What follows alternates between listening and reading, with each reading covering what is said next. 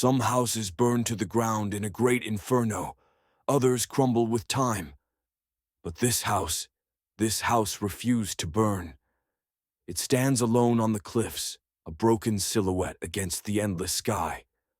The sea roars below, clawing at the jagged rocks, but the house does not move. The wind howls through its hollow windows, but the house does not shudder. Twice it has burned. Twice the flames have roared through its halls, and twice the fire has died before it could consume its walls. The villagers call it Devil's Hollow, a place where shadows move without light, where the floorboards whisper beneath unseen feet. It is a place of tragedy, of madness, of things left unspoken. No one dares go near it, not after what happened, not after what was heard. But tonight, someone will. The road leading up to the house is overgrown, swallowed by brambles that grasp at the hem of a long coat. The man walking this path does not hesitate. He has been here before, not in body, but in thought. Years spent poring over old records, collecting stories, tracing the patterns of the impossible. And all roads have led him here. Edgar Whitmore is a historian, a man of reason, a seeker of truth. He does not believe in curses. But as he reaches the iron gate, rusted and bent from time, he hesitates. The house looms above, its darkened windows empty, its door slightly ajar. It is waiting. A breeze rolls in from the sea, cold and damp. It carries a whisper, not a voice, not quite. Just the suggestion of one. A breath at the edge of hearing. Edgar grips the iron latch. The metal is warm beneath his fingers. Too warm. The door swings open on its own, and the house exhales. The air inside is thick, stagnant. It carries the scent of damp wood, mildew, and something older, something that lingers beneath the surface, waiting to be noticed. Edgar Whitmore steps forward, boots pressing against warped floorboards that groan beneath his weight. The sound does not echo like it should. Instead, it lingers, stretching unnaturally through the empty space. He pauses, listening, but the house does not settle. It only waits. He reaches into his satchel, pulling out his lantern. The match flares, casting a brief burst of warmth before the wick catches. The glow spreads thinly, barely enough to push back the darkness that seeps into the corners of the grand entrance hall. A long staircase looms ahead, curving upward like a spine toward the shadowed second floor. A chandelier sways gently above, its crystals dulled by dust. No breeze disturbs it. No draft moves the heavy air. Yet, it sways. Edgar tightens his grip on the lantern. The walls bear the scars of age, peeling wallpaper, cracked paint, water stains that spread like veins. But beneath it all, another mark, something more deliberate. He steps closer, running his fingers along the exposed wood. The texture is rough, uneven, charred, burned. He pulls his hand away, frowning. The house had burned before, twice, according to the records. But the structure remains standing, its frame defying destruction. The flames had touched it, but never consumed it. A whisper of movement draws his attention to the hallway on his right. He stills, listening. Silence. Too silent. Not the kind of quiet that comes with emptiness, but the kind that comes when something is waiting to be heard. To his left, the remnants of a sitting room. Furniture draped in white sheets, their shapes resembling corpses shrouded for burial. A fireplace choked with ash. Above it, a portrait, faded, its subject barely visible beneath layers of grime. But the eyes, even obscured by dust, they seem to watch him. A slow breath escapes his lips as he moves past the portrait, the lantern casting its glow against the hallway ahead. Doors line its length, each one shut, their brass handles tarnished with age. He passes the first door, then the second, then a soft sound, a sigh. He stops. The noise had been faint, almost imperceptible, but it had come from behind him, from the room he had just passed. Slowly, carefully, he turns his head. The door stands ajar. He is certain it had been closed before. For a long moment, he simply watches it, waiting for something, anything to move within the darkness beyond. But nothing does. Still, the air around him feels warmer. A trick of the mind, he tells himself. His thoughts feeding into the stories he has read, the superstitions he does not believe. Yet his pulse quickens as he steps toward the door. A deep breath, a silent curse to himself for being foolish. And then, he pushes it open. The study. Bookshelves line the walls, their spines cracked and faded. A heavy desk sits in the center of the room, its surface buried beneath scattered pages. The curtains are drawn, filtering the moonlight into thin silver slivers across the wooden floor. He moves forward, boots silent against the aged planks. His fingers trail over the desk's surface, brushing against the scattered papers. Handwritten notes, some half-burned. Then he sees it. A book, separate from the others, resting atop the desk as if placed there deliberately. Its cover is cracked leather, its pages yellowed with time. He hesitates. Then, carefully, he opens it. The ink is fresh. His heart stammers. The words stretch across the page, written in frantic script. It knows I am here. The ink is still wet. A gust of air rushes through the room, sending loose pages fluttering to the floor. The lantern's flame flickers violently. He grips it tighter, his breath coming shallow. A noise. Not the wind. A creak, slow and deliberate, from somewhere beyond the study. His fingers tighten around the book as he turns toward the hallway. Another creak. Closer. The warmth in the air thickens, pressing against his skin. He takes a step back, his breath controlled, steady. His mind works through explanations, old wood shifting under his weight, drafts slipping through the structure. Logical things, reasonable things. But then, beneath the creaking floorboards, comes another sound. Breathing. Faint. Subtle. But there. Low. Measured. Not his own. The lantern shakes slightly in his grip as he steps toward the hallway, toward the place where the sound had come from. He tells himself he is prepared for what he might find, that he has spent years seeking answers to impossible stories, that he will uncover the truth behind the house's legend. But as he reaches the threshold, he wonders, what if the truth is worse than the stories? The light outside fades into nothing. Edgar does not remember the sun setting. It had been afternoon when he arrived. Now the windows are black mirrors, reflecting the dim glow of his lantern. The house swallows the outside world, sealing him in. A gust of wind should have rattled the old glass panes. But there is no wind, no sound beyond these walls, no whisper of trees bending in the breeze, no distant crash of waves against the cliffs. Only silence, a silence that listens. Edgar pulls his coat tighter, though the warmth in the house has not faded.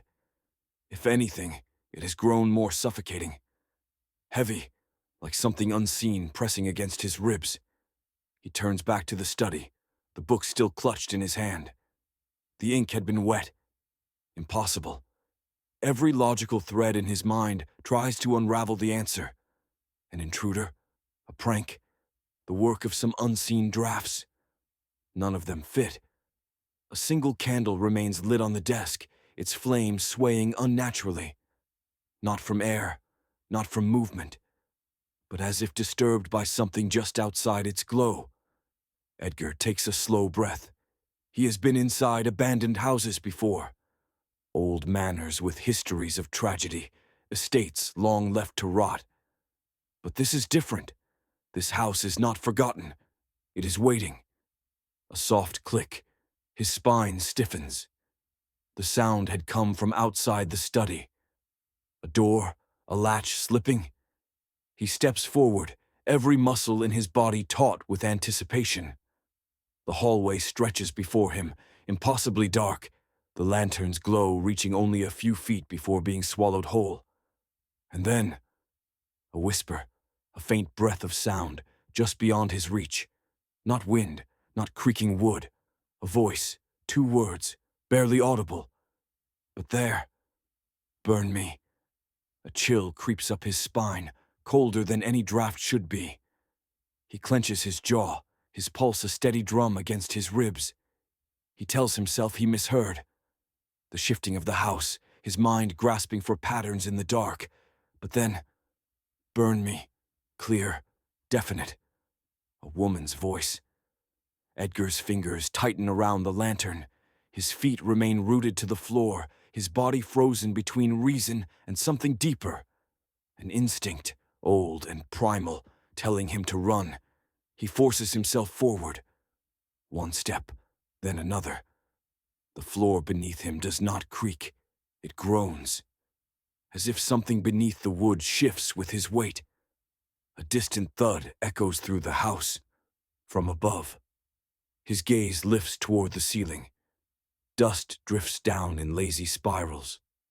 Someone is upstairs, or something. His breath steadies. He is a man of logic, of research, of reason. He has come here for answers, and fear will not drive him away.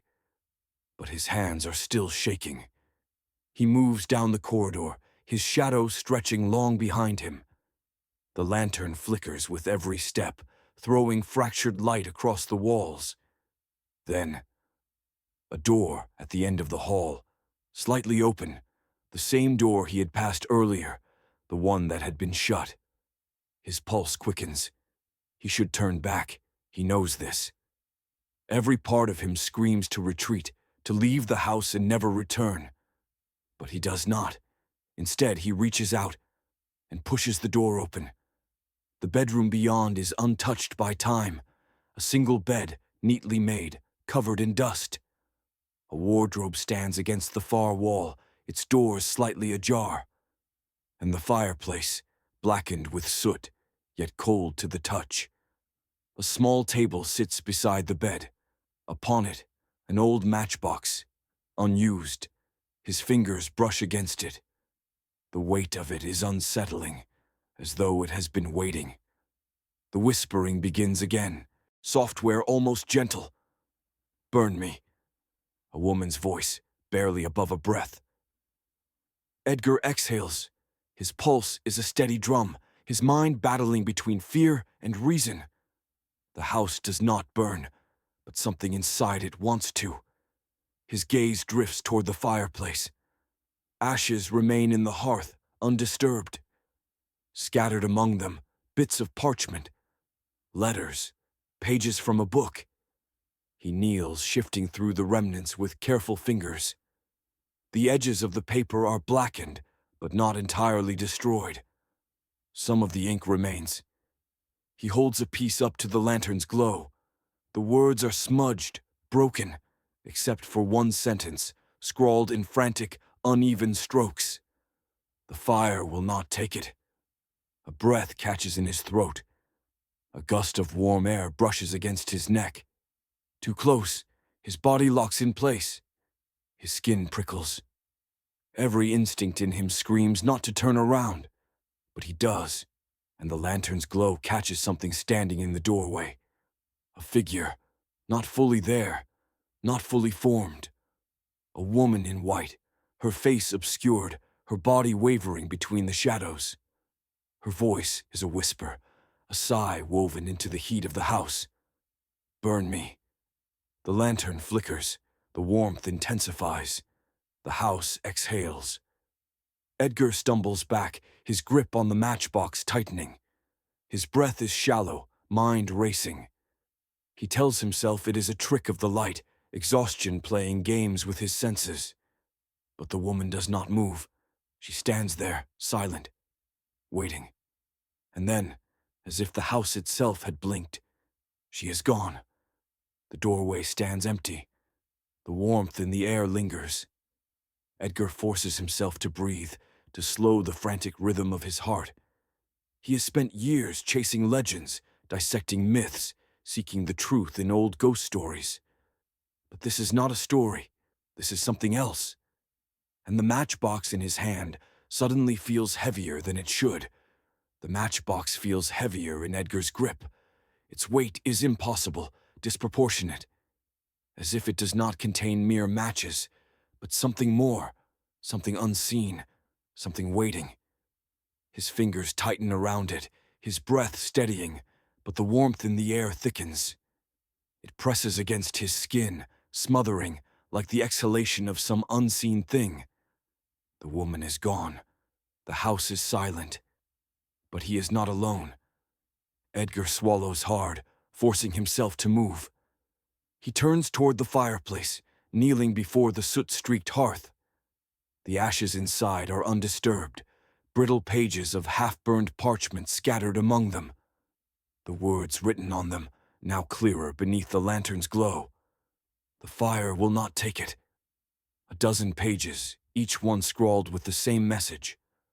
Over and over, frantic, desperate. The matchbox trembles in his grip. He flicks it open. Inside, a row of matches, untouched by time. The wood smooth, the tips perfectly intact. He pulls one free, feeling its fragile weight against his palm. The house is watching. It does not move, does not creak, does not groan under its own age. It only waits. The whisper comes again. Burn me. The voice is closer now, no longer distant, no longer woven into the air like a ghostly plea. It is here, behind him. His fingers fumble against the lantern's glass. The flame inside flickers, but does not go out. Shadows stretch along the floor, shifting in ways they should not. He forces himself to turn. The doorway is empty. But the warmth lingers. He draws in a slow breath and strikes the match. The tiny flame bursts to life, delicate, flickering between his fingers. He lowers it to the nearest parchment, the edge curling as the fire licks against the old paper. And then, nothing. The flame dies. The match sputters out as if snuffed by an unseen breath. The parchment remains untouched. Edgar's stomach tightens. He tries again. Another match. Another flicker of fire. Another failure. The house does not burn. The whispering grows louder. You cannot destroy what does not want to die. The warmth around him becomes unbearable. The walls seem to pulse, faintly, like the slow rise and fall of lungs, inhaling, exhaling. His breath quickens. His fingers tighten around the matches, his mind struggling to force logic into an illogical place. The house has burned before. Twice. The record stated it. The charred wood, the blackened walls, they were proof. And yet, the structure remains intact. He stares at the fireplace, at the ashes that should not exist, at the remnants of failed attempts. He remembers the final entry in the journal he had found earlier. I will try one last time. If you find this, know that the house will never let you go. Edgar's pulse pounds against his temples. He clenches his jaw and grabs an entire handful of matches, striking them all at once. A burst of fire, bright, flickering. And then, nothing. The flames vanish as suddenly as they appeared. Edgar's breath catches in his throat. The whispering has stopped. Silence. Not the absence of sound, but the presence of something listening. Then, slowly, too slowly, the temperature drops. The air around him turns bitter, the oppressive heat lifting into an unnatural cold. His breath fogs in front of him. The walls no longer feel alive. The house no longer exhales. A moment of relief flickers in his chest. He steps back from the fireplace, exhaling. Perhaps it was. A sharp creak echoes from behind him. His body stiffens, a floorboard shifting. Slow, deliberate. Then another, closer. And then a breath, not his own, low, measured, almost expectant. His heart pounds against his ribs. He does not turn. He cannot turn. Burn me. The voice is just beside his ear now. Something brushes against his shoulder. A touch, a presence. Not warm, not cold. Just there. His breath stutters. His legs feel like lead. Then, from the darkness behind him, a soft exhale. The whisper is different this time. No longer a plea, no longer desperate. It is a command. Burn with me. The lantern flickers violently. Shadows dance along the walls. The matchbox slips from his fingers, hitting the floor with a hollow clack, and the house exhales once more. The matchbox lies on the floor, untouched. Edgar stares at it, his breath shallow, his pulse hammering beneath his ribs. His fingers twitch at his sides, but he does not reach for it. The whisper had changed. Not a plea, not a request, a command. Burn with me. The air has turned thick again, but not with warmth. The cold presses against his skin, sinking into his bones. It is the kind of cold that does not belong in a place like this, a cold that carries no wind, no draft, a cold that feels deliberate. The house is watching. He turns slowly, unwilling but compelled. The doorway remains empty. The hall beyond is swallowed in shadow, stretching impossibly deep, as if the house has grown larger, swallowing space in ways it should not. His lantern wavers, the flame inside sputtering, struggling to stay alive. Then, a sound. A creak from above, slow, methodical. The sound of weight shifting across old wooden beams. Someone is upstairs. Or something. His breath catches in his throat. His feet move before he can question them, carrying him out of the study and into the darkened corridor. The air here is heavier, thicker. The walls seem closer than before, the shadows deeper. The floor groans beneath his steps, the weight of the house pressing against him, around him. And then, from above, a single deliberate footstep, followed by another, and another. Slow, heavy, measured, a presence descending the stairs. His grip tightens around the lantern as he reaches the base of the grand staircase. The banister is warped, blackened by fire, but still intact. His fingers hesitate before touching it. The footsteps stop. Halfway down, he lifts the lantern. The glow catches movement. A figure at the top of the stairs, shrouded in the dark, barely visible. A woman, not fully there, not entirely absent.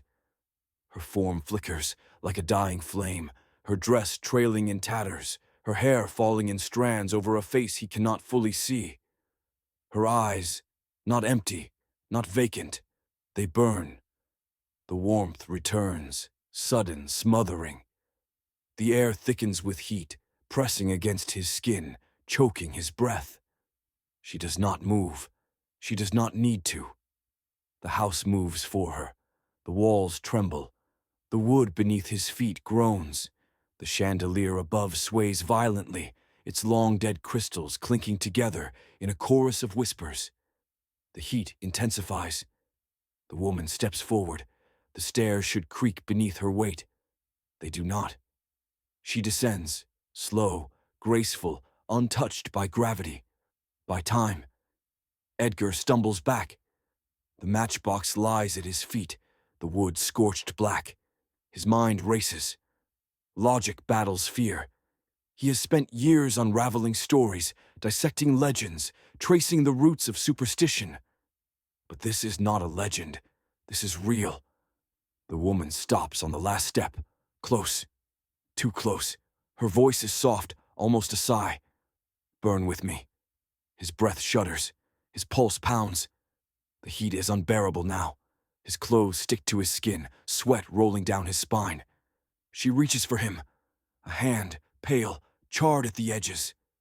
Smoke curling from her fingertips. He does not think. He moves. His foot kicks the matchbox, sending it skidding across the floor. It stops at the base of the fireplace. He lunges for it. His fingers close around it. The heat sears his palm, but he ignores the pain. He strikes a match against the rough edge. The flame flares. And then, nothing. It dies. The whispering surges, growing louder, swirling around him like a chorus of voices layered over each other. It will not burn. It will not burn. It will never burn. The walls shudder. The chandelier above swings violently. The woman steps forward. The flames in her eyes flicker. And then, for the first time, she smiles. A crackling sound echoes through the house. Not fire. Laughter. Low, echoing, rippling through the very bones of the house. Edgar stumbles back, his vision swimming. His body is burning without fire, his skin flushed, his breath labored, the weight of the house pressing against him. It is not just heat. It is something alive, something ancient. The woman lifts her head, and the shadows warp around her, stretching like charred tendrils. The house is not haunted. It is not cursed. It is possessed. Not by ghosts, not by restless spirits, by something older, something that does not fear fire, something that feeds on it. Edgar's thoughts fracture, his knees nearly buckling, his vision tunnels. The heat warps the air, twisting reality into something unrecognizable. The woman's whisper is the last thing he hears before the lantern's flame dies completely. You were never meant to leave. Darkness swallows the room. The lantern's flame has died. The heat, once suffocating, vanishes in an instant, leaving behind a void so cold it feels unnatural. The whispering stops. The house does not creak, does not groan. It only listens. Edgar does not move. He cannot. His breathing is shallow, his limbs heavy. The weight of the house presses against him, not physically, but something deeper, something unseen, a presence, a force. His fingers remain clenched around the matchbox, its surface warm, too warm. It is as if the fire never truly left it, as if it lingers beneath his skin. The woman, she is gone, or perhaps she was never truly there. But her presence lingers. Something has changed. The air is still. The room is silent. But Edgar knows. He is not alone. He will never be alone again. He forces himself to move, his body sluggish, drained. His eyes lift to the fireplace, the soot-darkened walls, the burned parchment, the words still etched into the stone. The fire will not take it. His breath is a ghost of itself as he exhales. He has his answer now. The house was never meant to burn, because the house itself is fire, a hunger, ancient and insatiable. It does not fear the flames, it craves them. It does not consume, it endures. And those who enter, they do not escape. They become part of it. The floor shifts beneath his feet.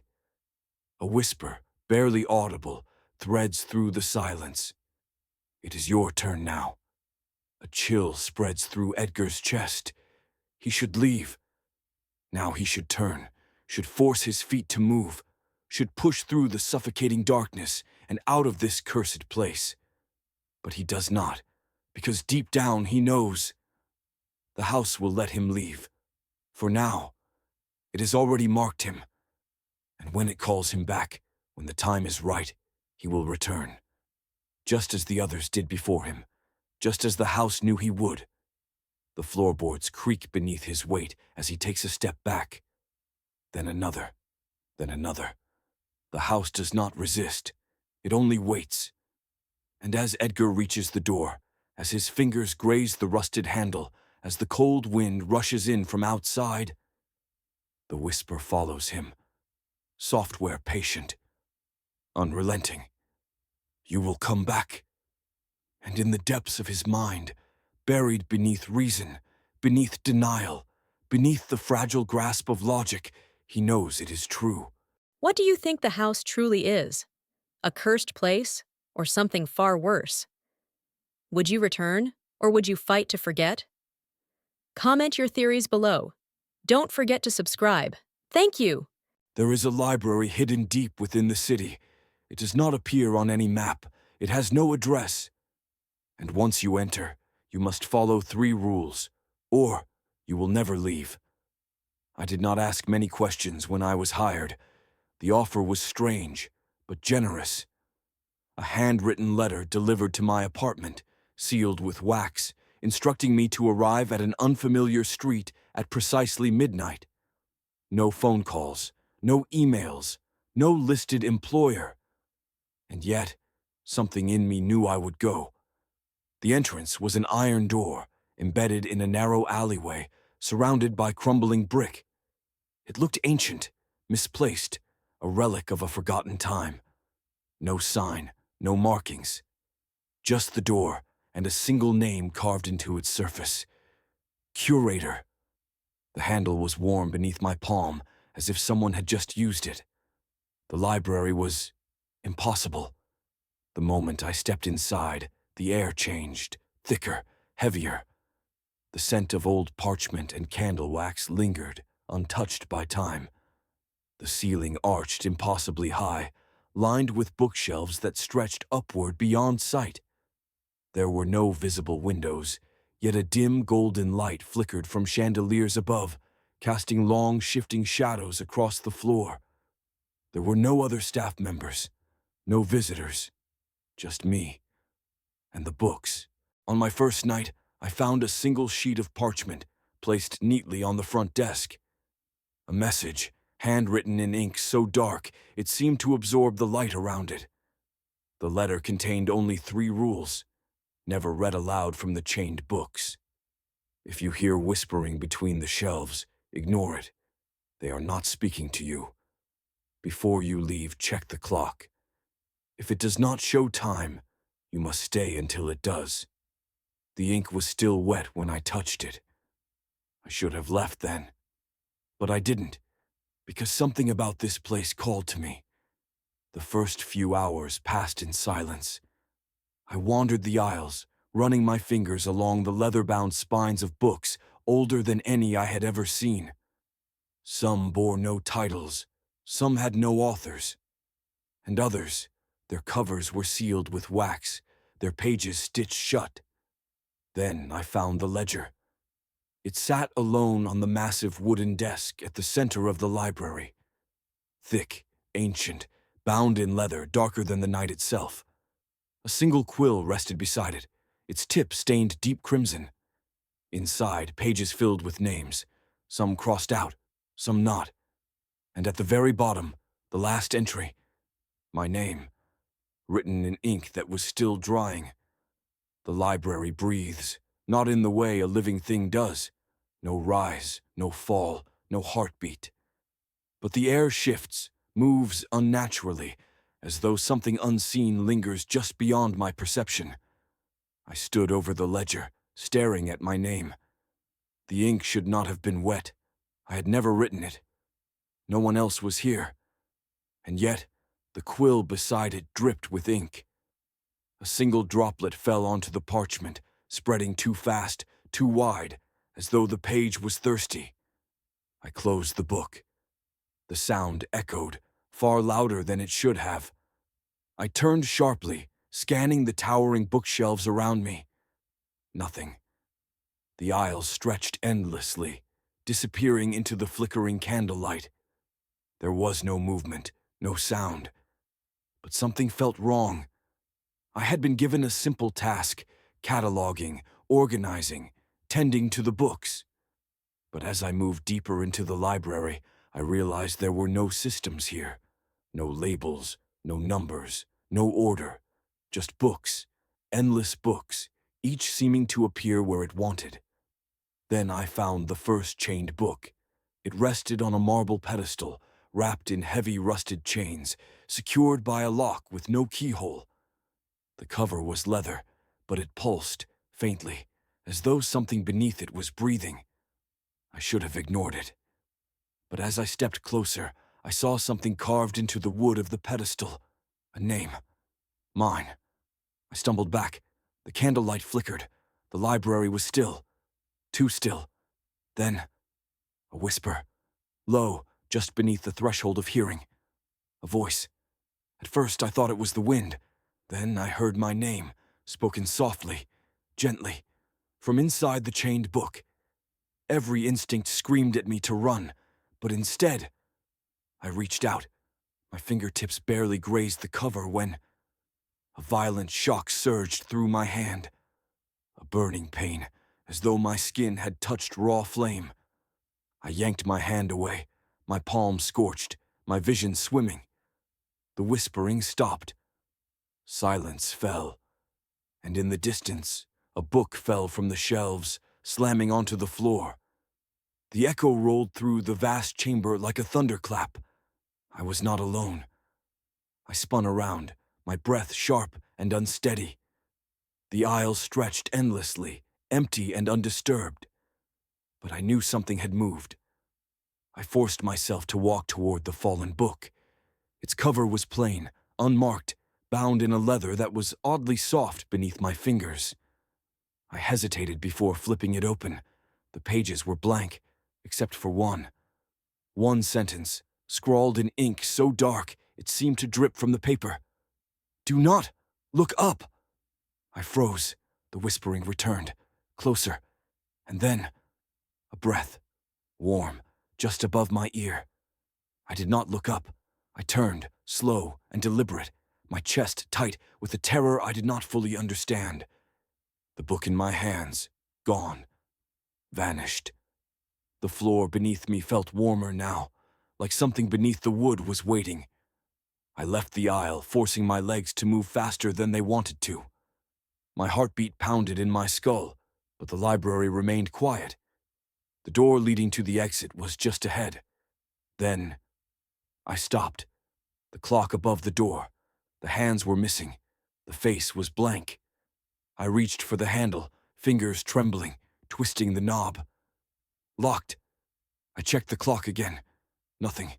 No time. No movement. I could not leave. I stepped back, pulse hammering against my ribs. My breath fogged in front of me. The air had turned ice cold. A soft creak came from the nearest aisle. Footsteps. Slow. Measured. I turned back to the desk. The ledger was open again, and where my name had been. It was crossed out. I should not have returned. The rational part of me knew that. No pay was worth this. No job required a ledger that wrote names on its own and crossed them out. But the moment the invitation had arrived, something inside me had shifted. I needed to know the truth, and so on the second night, I stepped through the iron door again. The scent of parchment and candle wax clung to the air like dust in an abandoned church. The silence was thick, pressing against my skin. The chandeliers above flickered with a dim, unsteady glow. I had barely taken 2 steps inside when I noticed the ledger was gone. The desk stood bare. The quill, the book, the evidence that I had been here. All missing. Only the 3 rules remained. Pinned to the wooden surface, the ink darker than before. Never read aloud from the chained books. If you hear whispering between the shelves, ignore it. They are not speaking to you. Before you leave, check the clock. If it does not show time, you must stay until it does. The last rule sent a cold wave through me. I forced my gaze away, my hands clenched into fists. The library was different tonight. The aisles stretched further than before, the shadows thicker, the shelves taller. I walked deeper into the maze of books, each step careful, deliberate. And then I heard it, the whispering, soft at first, a murmur slipping between the shelves like wind through an open window. Except there were no windows here. I kept moving. The voices rose and fell, speaking in a language I did not understand. Some words sounded old, ancient. Others were too familiar. Then the sound shifted. A whisper closer now, not coming from the books, not from the aisles, from directly behind me. "Do you hear it too?" I turned. No one was there. The whisper was gone. The air had changed again, thicker, alive.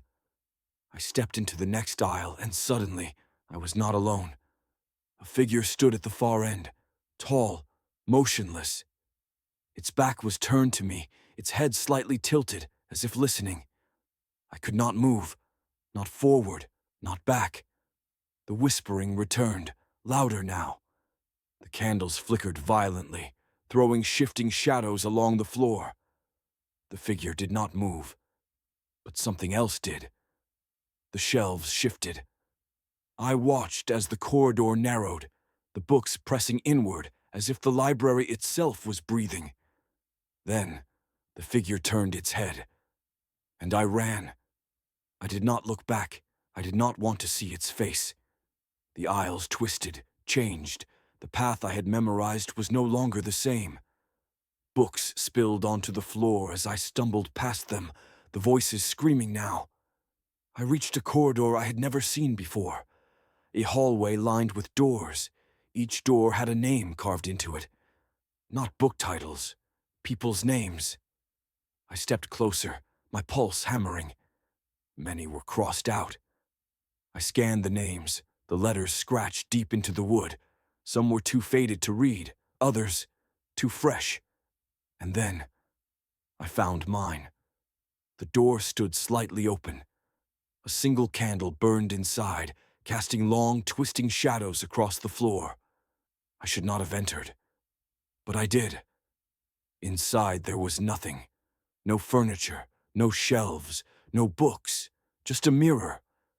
And when I looked into it, I saw myself standing in the library aisle, right where I had just been. Except I was still there, standing, frozen, watching myself watch me. The whisper came again. Do you hear it too? I turned sharply, and the door slammed shut. The candle flickered, and the reflection in the mirror stepped forward. Not me, not anymore. I should not have come back. The library did not want me to leave. I should have known when I saw my name carved into the door. I should have known when my own reflection stepped forward, staring back with empty eyes. But curiosity is a dangerous thing. And on the third night, I made a mistake. The iron door was already open when I arrived. The warm glow of candlelight stretched into the alley, casting long, flickering shadows. I hesitated at the entrance, my breath catching in my throat. It was waiting for me. The moment I stepped inside, the air changed. The silence was not empty. It was expectant. The aisles had changed again, wider, taller, infinite. And then I saw it. The clock above the door. The hands were missing. No time, no movement. I had lingered too long. My stomach twisted. My fingers curled into my palms. I needed to get out. But as I turned to leave, the door was gone. In its place, an endless corridor of shelves. I was trapped. A whisper slithered through the air. Software gentle. My name. I forced myself forward, deeper into the labyrinth of books, searching for something. Anything. That made sense. Then I felt it. A presence, watching, moving. Something shifted in the aisles ahead. A flicker of movement, a figure just out of sight. Not walking, not running, just waiting. I took another step, and the whispering turned into laughter. Low, mocking. Something was playing with me. Then, a book fell from the shelves, landing at my feet. The impact sent a ripple through the library. I stared at it. Leather-bound. No title. No markings. I reached down, hesitating. The moment my fingers touched the cover, the library screamed. The shelves groaned, the wood creaking and splintering as if the entire structure was shifting around me. The candles flickered wildly. A voice, not human, whispered from the darkness. You are being written.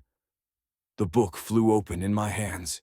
The pages turned on their own, words scrawling across them in ink that bled like an open wound.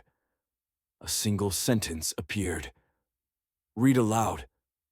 I shook my head. I knew the rules. But my fingers burned against the pages, the ink crawling beneath my skin. I could not breathe.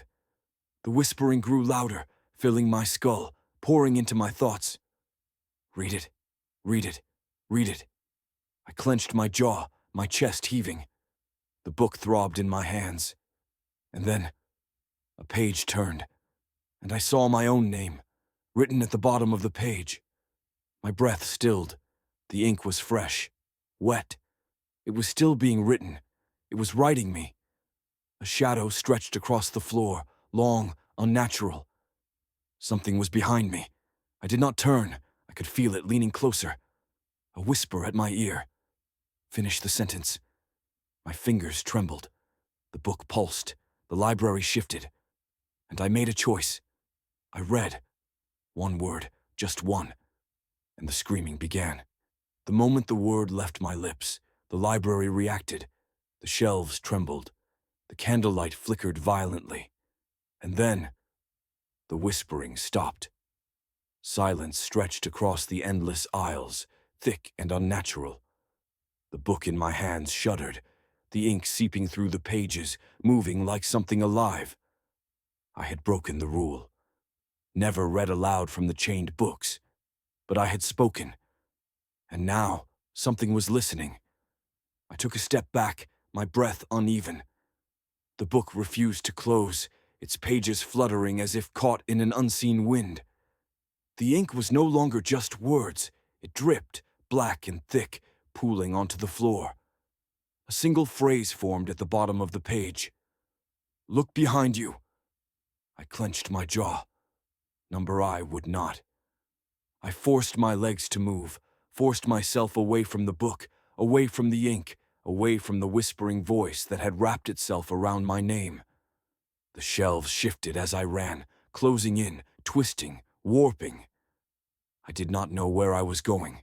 I only knew that I had to get out. But there was no exit. The door had disappeared. The aisles led nowhere. And the whispering was back.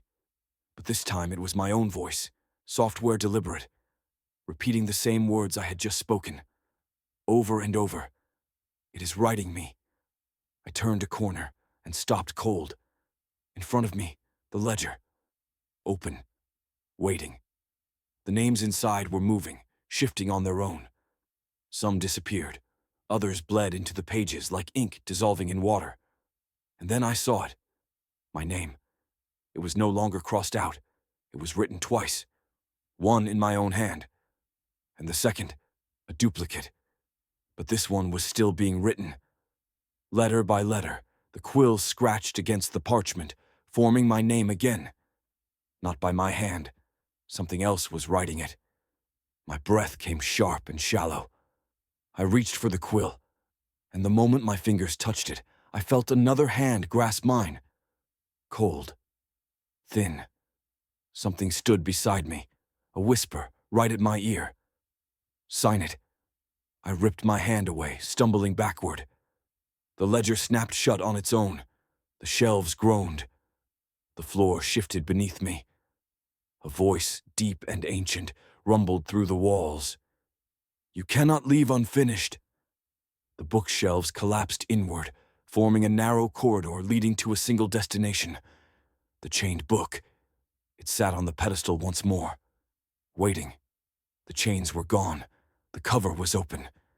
And inside, the final page was blank, waiting for one last entry. I stepped back. Number I would not be written. I would not be part of this place. I turned, running toward where the exit should have been. The clock.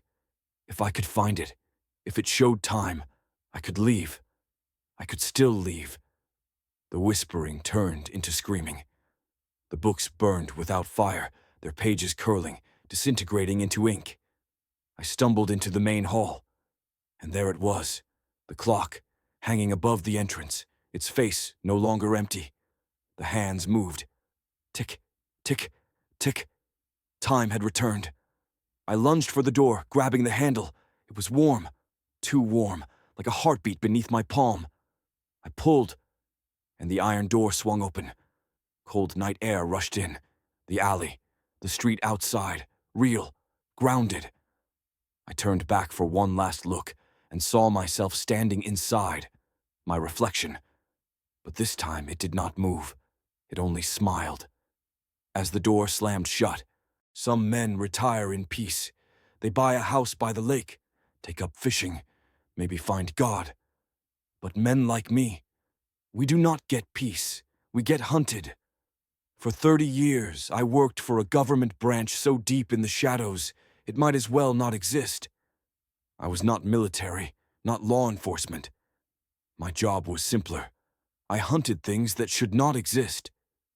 Creatures that slip through the cracks of reality. Things that the public dismisses as folklore, hallucinations, or wild animals. But I have seen them. I have killed them. And I have lost more than I care to count trying. My name is Jack Carter. Or at least, that was the name they gave me when I signed my first contract. It is not the one I was born with. Names get erased in this line of work. They become just another file in a classified report, buried under layers of red tape and half-burned documents. But I walked away. No one walks away. Except somehow I did, or at least I thought I had. Now I live in a quiet town no one has heard of, running a garage where the most excitement I see is changing a busted transmission or patching up some kid's flat tire. I keep my head down. I do not ask questions. I ignore the scars on my body, the memories that surface when the night gets too quiet. I tell myself that part of my life is over, but monsters do not forget, and neither does the dark. The rain started at sunset. A slow drizzle at first, then a steady downpour that turned the cracked asphalt road slick with water. I was locking up the shop when I heard the engine. A low rumble cutting through the storm. A truck. Old model, headlights flickering like dying embers. It rolled up to my garage, its tires crunching over gravel, the weight of it wrong. I knew something was off before the driver's door even opened. But it never did. The truck just sat there. Engine running, headlights dim. I stepped forward, wiping the rain from my face, peering through the windshield. The driver's seat was empty. No one inside. The keys were in the ignition, the radio playing a faint hum of static. And the truck was covered in blood, not rust, not mud, blood. Dark streaks ran down the hood, smeared across the doors, the kind of pattern you see when something is dragged, not splattered. I opened the driver's side door. The smell hit me first. Iron, decay, and something else, something old. On the seat, a leather-bound notebook. I picked it up, flipping through pages filled with frantic handwriting. One phrase repeated over and over. They found me. They found me. They found me. My fingers tightened around the pages. Because I knew that handwriting, I had seen it before, in old mission reports, on classified briefings. It belonged to a man who had been dead for 15 years, or at least he was supposed to be. A gust of wind rattled the shop's metal shutters. The storm had gotten worse. But the rain was the least of my concerns. Because as I turned, as I stepped back from the truck, I saw it. A symbol carved into the metal. Deep, jagged lines, carved by something not human, not a message, a warning. I knew that symbol. I had seen it on bodies before, on people who did not live long after it was marked. My mouth went dry. This was no ordinary truck. This was a message. They found me, and I was not alone anymore. The rain kept falling. I backed away from the truck, my pulse hammering, the notebook clenched in my hand. Something moved in the distance. At first I thought it was just the wind through the trees, the way the storm played tricks on the eyes. But then the street lamp flickered, and I saw them, figures, standing at the edge of the road, just beyond the reach of the light. Tall, wrong, their limbs too long, their heads tilted slightly, as if listening. I had seen them before, once, a long time ago. The last time, I had barely made it out alive. I had burned the bodies, buried the remains, made sure nothing was left. And yet, they were here, watching. One of them stepped forward, slow, measured. Its head turned unnaturally, its glowing eyes locked onto mine. Then, it spoke, in a voice that was not its own. "We remember you, Jack." The storm howled through the trees. The lights flickered again, a stuttered heartbeat in the darkness. I reached for the shotgun beneath the workbench, my fingers cold, my breath slow. I had spent years running from this, but running was over. I racked the shotgun, the sound sharp against the night. "So you do." I stepped forward. "Let's finish this." The rain had not let up. It hammered against the roof of my garage, turning the ground into thick mud, drowning the silence I used to find comfort in. But I was not listening to the storm. I was staring at the truck, blood-streaked, empty, a remnant of something that should not exist. The driver was gone, but the engine was still running. The radio crackled, shifting between static and something almost human. A voice just below the threshold of understanding. The truck was old, an early 90s model, the kind you find in small towns driven by men who do not ask questions. But the symbol carved into the door did not belong to this world. It was a hunter's mark, and it was not meant for prey. It was meant for me. I stepped closer, shotgun loose in my grip. The storm should have washed some of the blood away by now, but it clung to the metal, soaked deep into the seams like it had been there for years. I reached for the handle, and the engine cut off. A sharp silence fell over the world. I exhaled slowly, keeping my breathing controlled, my movements measured. My gut was screaming at me to leave it alone, to walk away. But I had ignored signs like this before, and people had died because of it. I pulled the door open. The smell hit me first. Rot, copper, something wet and decaying. Not just blood, something else, something wrong. The seats were soaked, the dashboard sticky with dark smears. But there were no signs of a struggle, no broken windows, no claw marks inside. Whoever had been sitting here had not fought back. They had just vanished. And then I saw the notebook. A small leather journal, sitting perfectly upright on the passenger seat. Unopened, waiting. I reached for it. The moment my fingers touched the cover, the radio crackled back to life, not static this time. A voice, ragged, weak. "Jack!" I froze. The voice was familiar. It was a voice I had not heard in 15 years, a voice that should not exist anymore. I flipped open the notebook. The pages were filled with frantic, uneven handwriting, the same phrase over and over. "They found me." My pulse hammered in my skull. The ink was still wet. I stepped back, scanning the darkness beyond the garage lights. The rain came down in heavy sheets, making it impossible to see past the tree line. But I knew better than to rely on my eyes alone. I listened. The wind carried the sound of branches creaking, leaves rustling. But underneath it, something else. A low hum, like a whisper trapped beneath the world. It was coming from the woods. And then, the lights flickered. Just once. A warning. I tightened my grip on the shotgun. My mind raced through possibilities, running through old mission files, old patterns. The symbol on the truck. I had seen it before, on men who had gone missing, on bodies that were never meant to be found, a brand, a message. I looked back at the notebook, flipping to the last written page. One final message. "Run!" The light outside died. The garage was plunged into darkness. And then I heard footsteps. Not one, not two, dozens. Software measured, moving in from all sides. The creatures had not just found me, they had been waiting. The first shadow passed by the edge of the light. Tall, thin, unnaturally still. The second was closer. And the third, it was right outside the garage door. I heard the wet tap of its fingers against the metal. Not scratching, not banging. Just tapping, like it was testing something. I kept my back against the truck, my breath controlled, heart pounding. I needed to get to the cabin. Weapons, supplies, a plan. But they already knew where I would go. They had been inside my house before, waiting. The tapping stopped. The silence stretched too long, pressing against my ears like something alive.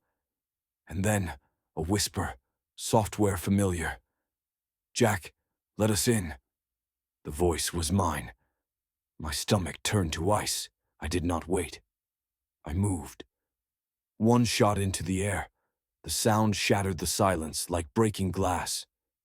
The creatures flinched, their shadows recoiling for just a second, just enough time. I sprinted for the truck, my boots skidding against the wet ground. My hands fumbled with the keys still in the ignition. The engine roared to life. The headlights cut through the storm, and for the first time, I saw them clearly. Dozens, tall, humanoid, but wrong. Their eyes burned red. Their mouths, there were no mouths, just smooth, empty skin where their faces should have been. They stood motionless, watching. And then, one of them turned its head too far, bending in a way no human could.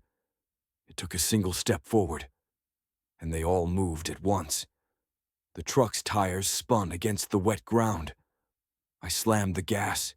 The first creature lunged, its fingers scraping the metal as I peeled out of the garage. They were fast, too fast. Shapes blurred past the trees, keeping pace, their glowing eyes flickering in and out of the darkness. The radio crackled again. A new message, a voice I did not want to hear. "You should not have left, Jack." The storm swallowed the sound. Lightning split the sky, and the road ahead vanished into the dark. The road stretched ahead, slick with rain, swallowed by darkness. The storm had turned violent. Wind howled through the trees, branches bending, snapping like brittle bones. But I barely heard it over the pounding in my chest. I had been in danger before. I had faced things that most people could not even begin to comprehend. But this was different. This was personal. I gripped the wheel tighter, my knuckles bone white. The truck's wipers struggled against the rain, but it did not matter. The road was secondary. What was behind me was the real threat. I glanced at the rearview mirror. Nothing. But I knew better than to trust my eyes, because I could feel them, keeping pace, just beyond the edges of my perception. I pushed the gas pedal harder. The truck roared forward, tires skidding over the wet asphalt. Every instinct screamed that I was heading straight into a trap, but I had no choice. I could not fight them in the open. Not like this. I needed a plan. And there was only one place I could go. The old hunting cabin, the one I swore I would never return to. 15 years ago, I had been sent to this region on a mission. A remote outpost had gone silent, something that was never supposed to happen. By the time we arrived, there was nothing left. No bodies, no blood, just empty rooms, still warm cups of coffee on tables, as if the people inside had simply vanished in the middle of their day. The only thing we found was a symbol, carved into the walls. The same symbol that had been on the truck tonight. That mission ended in fire. We had burned the whole place to the ground, convinced that we had wiped out whatever had done it. But I knew now. We had only delayed the inevitable. A shape flickered in the distance, just beyond my headlights. At first it looked like a deer, a large silhouette standing in the middle of the road, unmoving, unbothered by the truck hurtling toward it. But as I closed the distance, the shape changed, stretched. Its limbs grew longer, its head tilted, too far, too sharp, like a puppet with broken strings. I knew what it was. I had seen them shift before. and I knew better than to stop. I kept my foot on the gas, heart hammering, bracing for impact. And then, the thing vanished. Not into the trees, not under my tires. It simply ceased to be, as if it had never been there at all. I swallowed back the rising nausea. They were playing with me, testing me, reminding me that they had control. A mile out from the cabin, the rain began to slow. The storm had not passed. It had simply paused. Everything was too quiet. The only sound was the low growl of the truck's engine and the steady thump-thump-thump of my pulse in my ears. Then, up ahead, a figure, standing dead center in the road, not a shifting shadow, not one of those things. A man. He did not move, did not flinch as my headlights washed over him, revealing soaked clothes, a tattered jacket, and an all-too-familiar face. I slammed on the brakes. The truck skidded, tires screeching against the wet road. My hands locked around the wheel as the vehicle came to a halt just feet from him.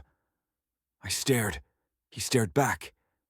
And I felt my stomach drop, because I knew him, even though I had seen him die 15 years ago, even though I had watched his body burn. He was standing right in front of me, alive and smiling. I did not move, did not breathe. The man tilted his head, rain dripping from his chin. His expression was wrong, his smile stretched too wide. His eyes empty, lifeless. But he spoke, in the same voice I remembered. "Jack." The sound sent ice through my veins. I forced myself to swallow, to steady my voice. "You're dead." He blinked, slowly. Then he laughed. Not a human laugh. A dry, hollow sound, like wind moving through bones. Then he spoke again. And yet, here I am. I reached for my shotgun. My hands were steady, my breath controlled. But deep down, I already knew. Bullets would not work. Because this wasn't him. Not really. I had seen this before. I had killed things that could mimic voices, steal faces. And the worst part, they always stole the ones that would hurt the most. The silence stretched between us. The dead man did not blink, did not breathe, just stood there, waiting. I could hear the forest behind him, the soft movement of unseen things creeping closer. The creatures had sent him ahead. A final warning. I took a breath. I stepped out of the truck. Shotgun raised. I met his hollow gaze, and I asked the only question that mattered. "What do you want?" His smile widened, and in a voice that was almost his, but not quite. He answered, "To bring you back." The dead man did not move. Neither did I. Rain pattered softly against the road, turning the dirt into black mud, sliding in slow rivulets down the corpse's cheeks. But his eyes, they did not blink. I knew better than to trust appearances. This wasn't him, not really. I had watched the real him die. I had burned the body myself. But the thing standing in front of me, it wore his skin like a souvenir. Its lips curled into that same wrong smile. Not an imitation, not a disguise. Something else, something worse. "To bring you back," it had said. And it was still waiting for an answer. I adjusted my grip on the shotgun, keeping the barrel trained center mass. "Who sent you?" The thing in his skin tilted its head. The movement was slow. Too slow, like it was learning how bones were supposed to bend. A long silence. And then, it spoke again, but not in his voice, not anymore. This time, it was my voice. "You know who." A muscle tensed in my jaw. They had never done this before, never mimicked me. I steadied my breathing, forced my pulse to slow. They wanted a reaction. They wanted me to be afraid. I swallowed the fear down. I did not blink, neither did it. Then, it took a step forward, just one, just enough. And my finger tightened on the trigger. The shotgun roared. A blast of buckshot tore through the thing's chest, flinging it backward into the mud. The echo of the shot faded into the storm, swallowed by the trees. I did not hesitate. I pumped another round into the chamber, stepping forward, keeping my aim steady. One shot would not do it. I knew that. I had learned that the hard way. But as I reached the body, shotgun raised. It was gone. No blood, no sign of impact, just an empty patch of mud where it had fallen. I exhaled sharply, my muscles locked, not fear, instinct. And then I heard it. A whisper. Not from in front of me, from behind, close, too close. Missed me. The voice came from directly over my shoulder. I spun, shotgun snapping up. But there was nothing there, nothing at all. And that was the moment I realized I had made a mistake. A branch snapped, not from the road, from the tree line. And then another, and another.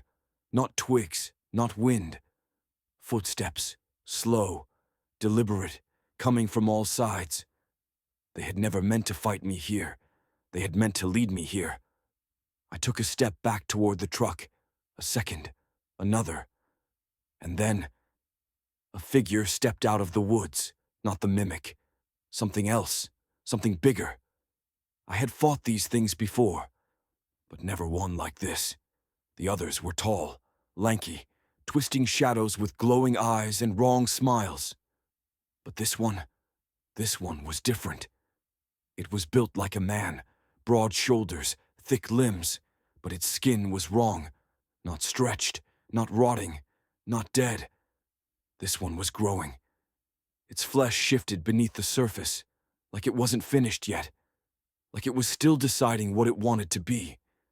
It watched me, studying, like it was remembering, like it was learning. I was out of time. The truck was 15 feet away. The creature was 10. It did not move. But I knew the moment I ran, it would. I had only one shot left, literally. I needed to make it count. I raised the shotgun. The thing smiled. Then, I fired at the headlights. Glass shattered, light exploded. And in that instant, I ran.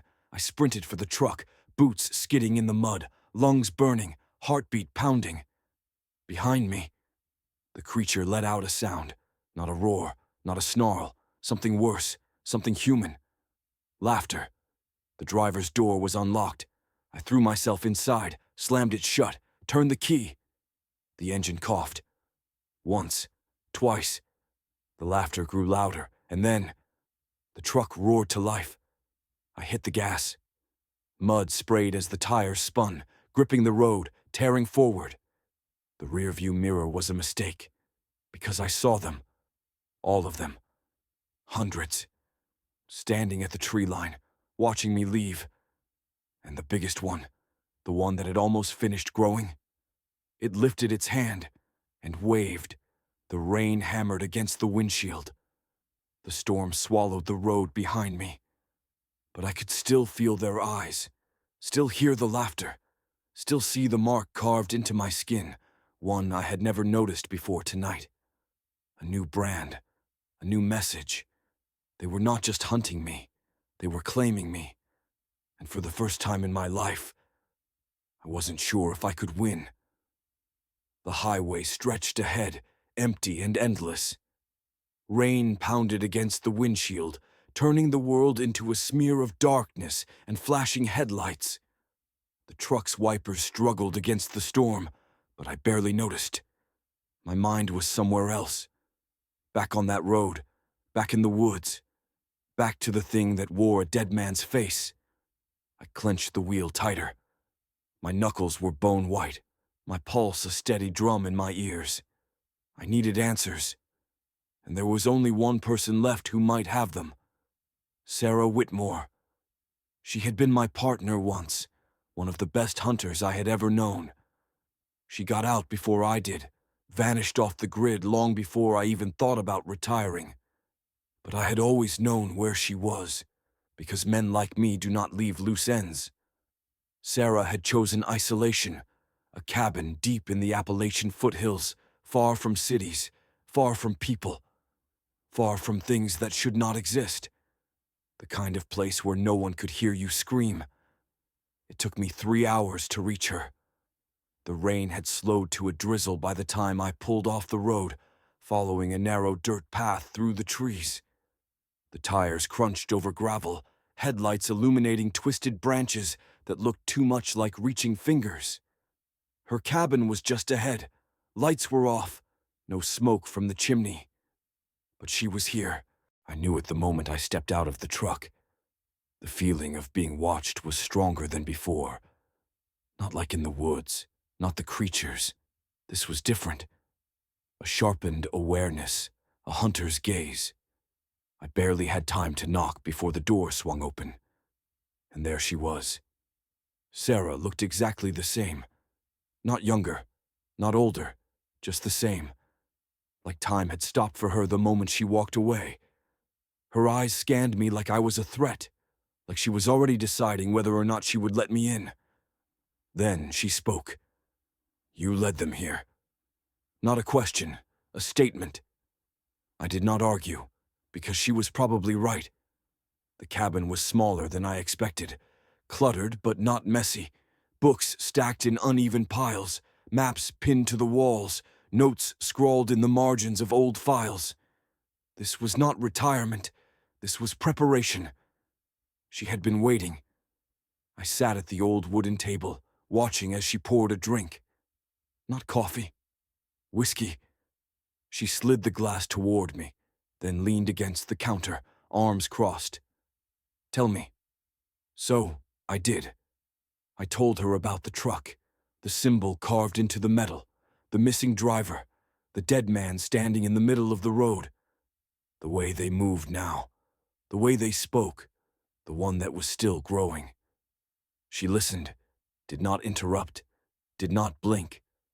And when I was done, she exhaled slowly. Then she said something I did not expect, something I did not want to hear. "Jack, they've been waiting for you." I felt something cold settle in my chest.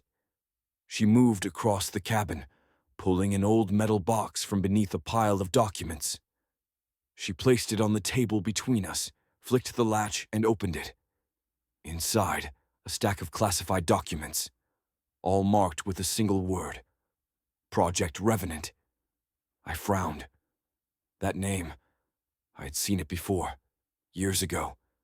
It had been buried deep in old case files, mentioned only in passing. A project that was never supposed to exist. Sarah slid a folder toward me.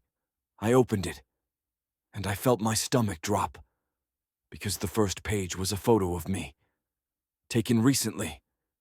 I looked up at her. She met my gaze. "They never let you leave, Jack. You just didn't know it. The government never stopped hunting. The program did not end when we walked away. It evolved, changed, adapted. Sarah had spent years unraveling the pieces, and the truth was worse than we had imagined. The creatures were not just hunting us, they were learning from us, studying, waiting, because we were the only ones who had ever truly understood them, and we had been marked for something bigger. I flipped through the file, more photos, more names, all men like me, all retired, all missing. Sarah tapped a page near the bottom, a map, a location circled in red. "This is where they want you to go." I exhaled slowly. My hands were steady, my breath controlled. I looked up at her. "What's there?" She did not answer right away. Then, "A facility." I frowned. "Whose?" She hesitated, and when she finally spoke, her voice was quieter than before. "Ours." A pause. Then, she slid something else across the table. Something old, something I had not seen in 15 years. A badge, mine, from before, stamped with the same symbol that had been carved into the truck, the same mark I had seen on the bodies, the same one that was now burned into my skin. I swallowed hard. What the hell did we do? Sarah exhaled, and then she said the last thing I wanted to hear. We opened the door. I stared at the old badge. The metal was tarnished, the edges worn, but the symbol on it, The same one I had seen carved into the truck, burned into my skin, was still clear. I turned it over in my hands. It felt heavier than it should, like it was holding something more than its weight, like it was holding a truth I did not want to face. Sarah watched me from across the table, arms crossed, expression unreadable. Finally, she said, "We need to go there." I shook my head. "We need to burn it down." She exhaled, rubbing her temples. "Jack, listen." I cut her off. "Number you, listen. We were never supposed to survive this. We were supposed to be part of it." She said nothing, because she knew I was right. But knowing the truth was not enough. We needed a plan, a way to end this before it ended us. The facility was buried deep in an abandoned mining town, miles from any major roads, a place forgotten by history, or, more likely, erased from it. Sarah spread a map across the table, tracing a path with her finger. "Here," she said. "This is the entrance. A tunnel leading underground." I knew the layout before she even spoke, because I had been there before.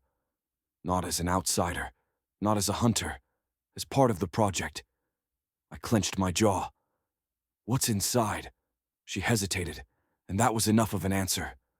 Finally, she said, "We don't know. Not anymore." I frowned. "What do you mean, not anymore?" Sarah sighed, pushing the file toward me. "The last transmission came 12 years ago." I flipped through the pages. Old reports, redacted statements. But one thing stood out. No bodies were ever found. Not of the scientists, not of the agents, not of anything. The entire facility had simply gone dark, and no one had ever gone in to find out why. Until now. We spent the next few hours gathering supplies, not just weapons, tools, equipment, anything that might help us understand what we were walking into. UV lights, modified rounds, old research files, and something else, something I had not used in years. A recorder. I placed it in my pack, tightening the straps. If we did not make it out, someone needed to know what we had found. Someone needed to hear it. Sarah and I had hunted together long enough to know that survival depended on one thing: rules. We set 3 before heading out. 1, we stay together, no matter what. 2, we don't trust what we see, only what we hear. 3, if we hear our own voices, we run, because if they spoke in our voices, it meant we were already dead. We left at dusk. The truck rumbled over broken roads, headlights cutting through the mist rolling in from the hills. Sarah drove. I checked the ammo. Neither of us spoke. We didn't need to. The silence was already full of things we didn't want to say. The creatures had been toying with us, waiting. Because they knew where we were going. They had always known, and they were letting us come to them. The closest town had been abandoned for years, empty buildings, collapsed rooftops, a gas station with a sign that still creaked in the wind. I stepped out of the truck, adjusting my gear. Sarah followed, scanning the darkened streets. Then, she muttered, "We're not alone." I didn't need to ask how she knew. I felt it too. Something was watching. From the rooftops, the alleys, the windows that should have been empty. But we didn't look. We didn't stop. Because stopping meant giving them time. And time was something we didn't have. We reached the mouth of the tunnel just before midnight. An old steel door, rusted but still intact. A faded symbol painted across it. The same one on my badge. Sarah exhaled. "Last chance to turn around." I met her gaze. "There's no turning back." She nodded. Then, without another word, she pushed the door open, and we stepped inside. Into the dark, into the place where it all began, where the hunt had never really ended. The door closed behind us. The tunnel stretched forward, swallowing our light. Somewhere ahead, a whisper. Not a human voice, not an animal. Something else, something waiting. Then, the radio crackled to life. A voice came through. Familiar. Too familiar. "Welcome back, Jack." The tunnel swallowed us whole. The moment we stepped inside, the air changed. Heavy, stagnant. Wrong. The kind of air that had not been touched by wind, by sunlight, by life, in a long time. Sarah closed the steel door behind us.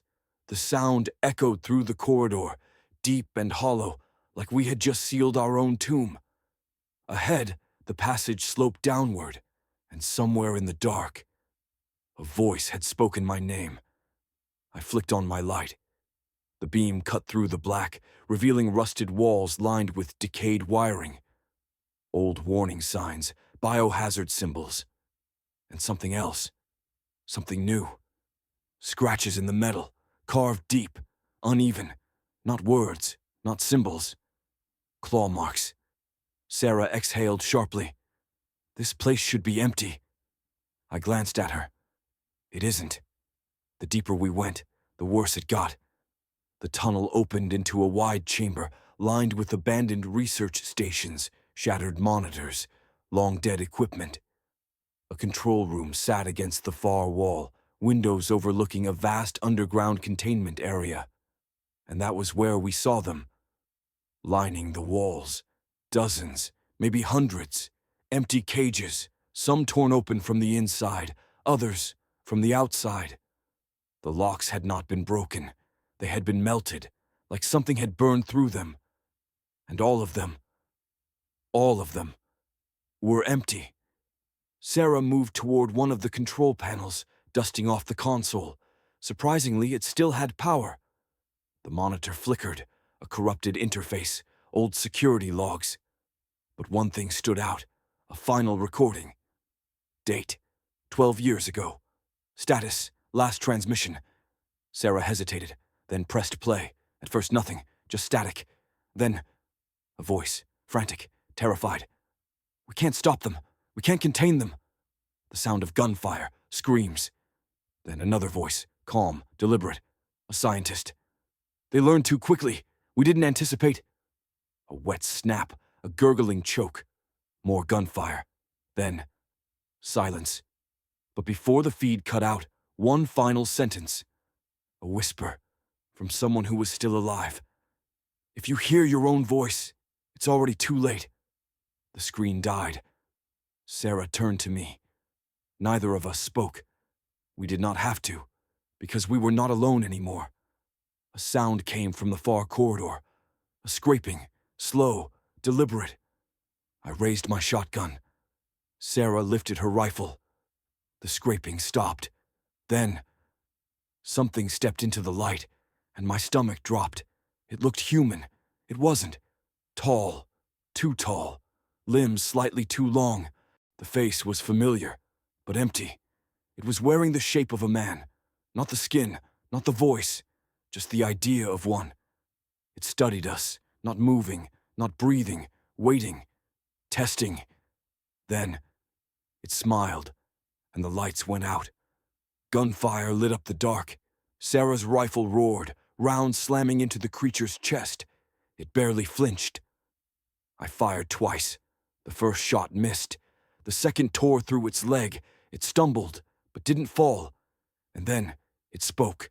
Not in a scream, not in a growl, but in my own voice. "Jack." My blood ran cold. Sarah turned, her face pale. Because from the opposite corridor, another one stepped forward, wearing her face. More movement, more figures emerging from the shadows. Too many. They had been waiting. They were ready. I grabbed Sarah's arm, dragging her back toward the control room. We barricaded the door just as the first impact slammed against it. The metal groaned. Sarah was breathing hard, hands shaking as she reloaded. I checked my rounds. 6 shells. Not enough, not even close. I turned to Sarah. "We don't make it out of here, do we?" She did not answer. Then, a whisper. From inside the room, not from me, not from her, something else. And it was laughing. The door buckled. The walls shook. The creatures were already inside. I lifted my shotgun. Sarah raised her knife. We stood back to back, and as the first one lunged, the screen cut to black. The barricade wouldn't hold. The steel groaned under the weight of the creatures outside. They weren't mindlessly clawing at the door. They were testing it, feeling for weakness, learning. Sarah and I stood back to back, weapons raised, breath controlled. We had faced things like this before, but never this many, and never ones that wore our own faces. The whisper still echoed in the room, curling around the edges of the dark. A voice that wasn't mine, a laugh that wasn't hers. The realization hit me like a hammer to the chest. They were already inside, and they were waiting for something. A sharp click broke the silence. Not from the door, not from the vents, from behind me. Sarah's gun, safety off. I tensed. "Jack," she said. Her voice was calm, too calm. "Put the shotgun down." I didn't move. The whispering grew louder. I turned my head slowly, keeping her in my peripheral. She had the rifle raised, but she wasn't aiming at the door. She was aiming at me. My grip tightened around the shotgun. I had fought monsters before, but I had never fought a human, until now. "You knew, didn't you?" I asked. Sarah didn't blink. I saw the answer in her face before she said it. "I had to," she whispered. My stomach turned. She had known this would happen. This wasn't a mission. It was a delivery, a sacrifice. They hadn't been hunting me. They had been waiting for me to come back. And she had brought me here. I exhaled slowly. "You were never off the grid." She didn't answer. Didn't need to. I shook my head. "You weren't hiding from them. You were working with them." Sarah's expression didn't change. "You don't understand, Jack." I laughed. A dry, hollow sound. "I understand enough." My grip on the shotgun didn't loosen, but neither did hers. The door groaned again, metal buckling. The creatures were getting in, and I had wasted too much time. I swallowed the anger. I swallowed the betrayal. None of it mattered anymore. We were seconds from dying. There was only one question left. "Why?" Sarah sighed, lowered her weapon, and then she said the words I never expected. "Because you were the first, Jack." The air froze. My pulse stopped. I stared at her, not understanding. Not yet. She took a slow step forward. "Did you ever wonder why you survived when the rest of us didn't?" My mouth went dry. "You think you retired because you got lucky?" A sick feeling twisted in my stomach. Sarah tilted her head. "You never really retired." She was smiling now. "You just woke up." The whispering in the room stopped. The creatures outside stopped. Everything stopped, like the world was holding its breath. And I understood. Too late. My hands shook, because the real enemy wasn't outside. It was inside me. It had always been inside me. And now, it was waking up. Sarah smiled. She had known all along. This wasn't a hunt. This wasn't a fight. It was a return. I wasn't here to stop them. I was here to join them. And deep down, some part of me wanted to.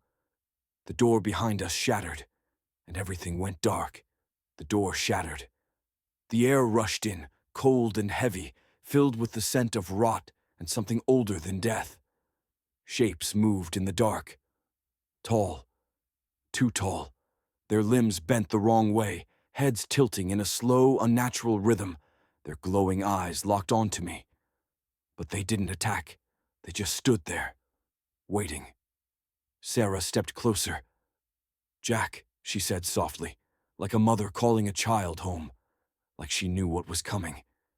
And then I felt it, deep inside my chest, a pull, a memory I had never remembered before.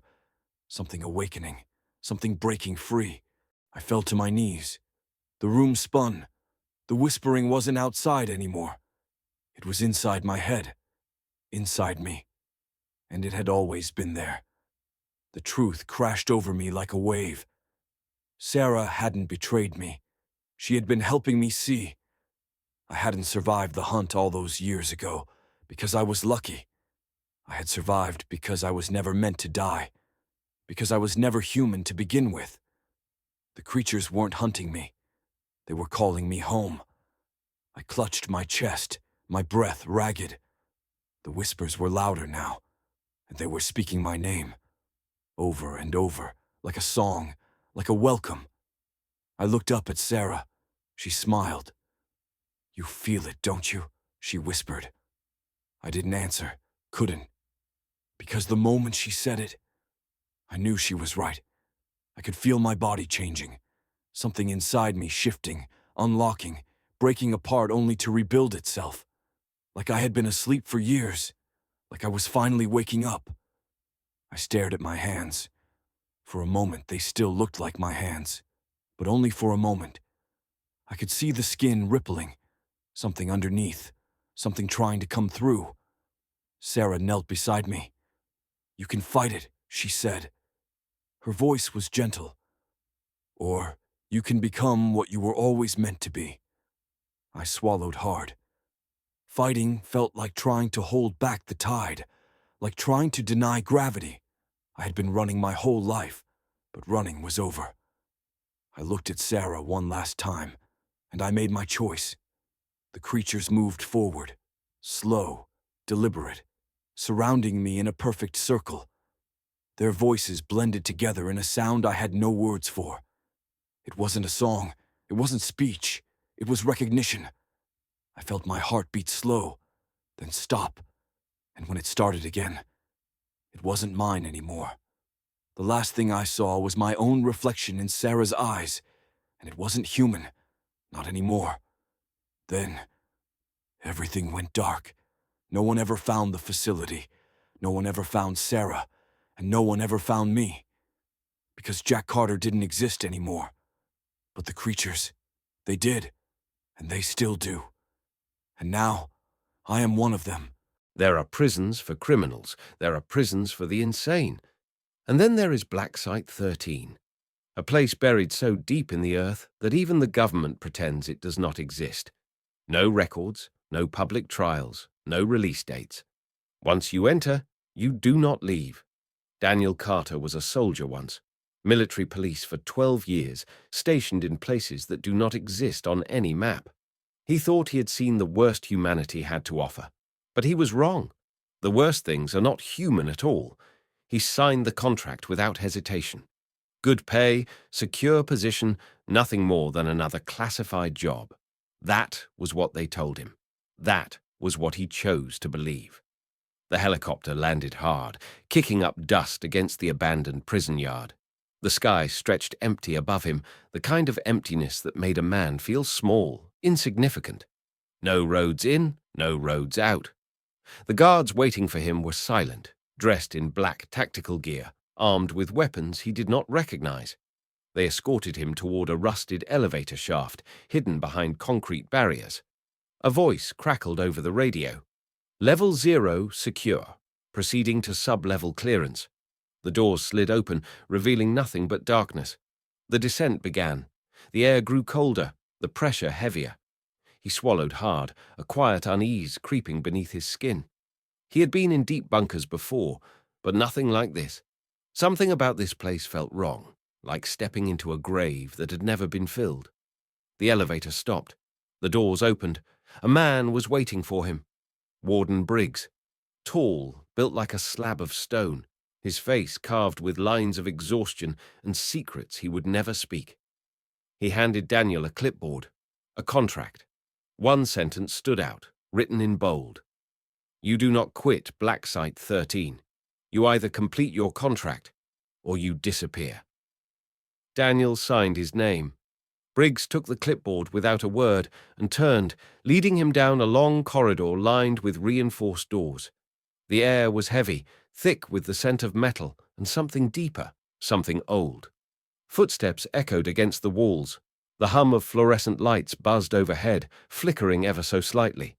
The warden spoke without looking at him. "Follow the rules, and you will survive. Break them, and no one will ever find your body. There were 4 written rules. Never speak to an inmate unless absolutely necessary. If a prisoner calls your name, but you have never met them, do not respond. If the lights flicker more than 3 times in a row, leave the block immediately. Every morning, check the prisoner logs. If a cell is empty, but no release was ordered, lock the doors and call command. Briggs hesitated for the first time.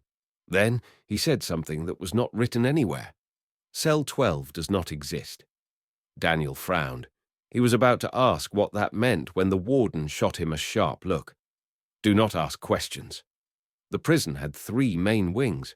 Block A held things from folklore, cryptids with eyes that followed you when you were not looking. Block B was worse. Unknown entities, shapeshifters, things that whispered in voices that did not belong to them. Block C had 1 cell, no name, no records, empty. And yet, as they passed it, Daniel felt something press against his chest, something unseen, something waiting. The hair on the back of his neck stood up. The silence was different here. Not an absence of sound, but something more deliberate. A pause, a breath. Briggs did not mention it. The guards did not either. They walked past it like it was not there at all. That night, Daniel started his first patrol.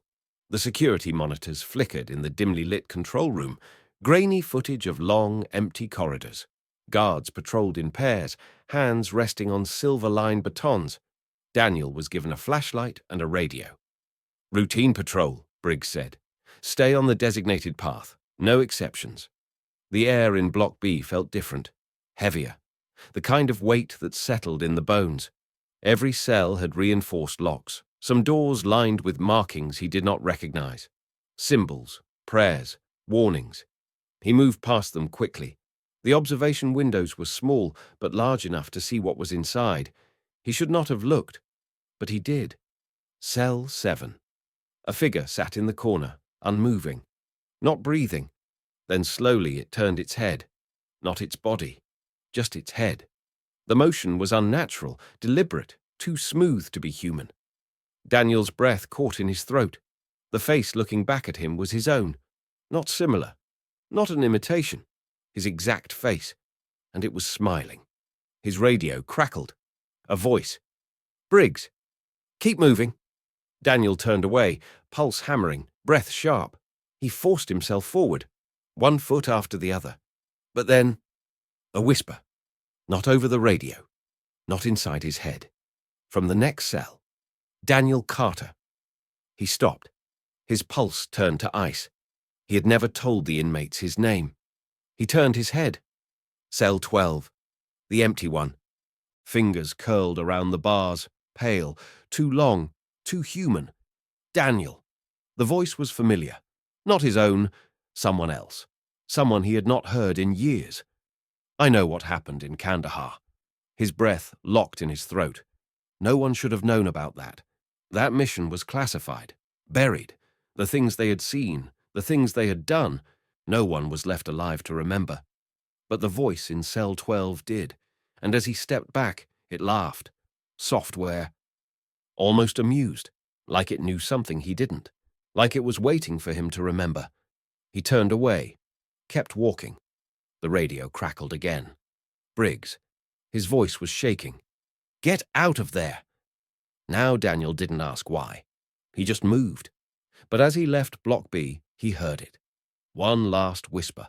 One last sentence. You were never supposed to be here, Daniel. The lights flickered. Once, twice, 3 times. And he ran. The lights flickered 3 times. Daniel ran. His boots pounded against the concrete, his breath sharp, his pulse hammering in his ears. The corridors stretched endlessly before him, the flickering overhead lights casting long, unnatural shadows. The air pressed down on him, thick and suffocating. His radio crackled, a burst of static. Then Briggs's voice, clipped and urgent. Carter, report. Daniel gritted his teeth, forcing himself to keep moving. Something in Block B, Cell 12. It spoke to me. Silence. A long, heavy pause. Then, you're imagining things. Stay away from that cell." Daniel wanted to argue, wanted to demand answers, but something in Briggs's tone made his skin crawl. The warden was afraid. Daniel reached the security checkpoint, slammed his ID against the scanner, and stumbled through as the metal doors slid shut behind him. Only then did he allow himself to breathe. He turned back, expecting, he didn't know what, a shape moving in the dark, fingers curling around the bars again. But there was nothing. Block B was silent, still, and that was somehow worse. Daniel sat in the control room, his hands wrapped around a cup of stale coffee, his thoughts spinning in tight circles.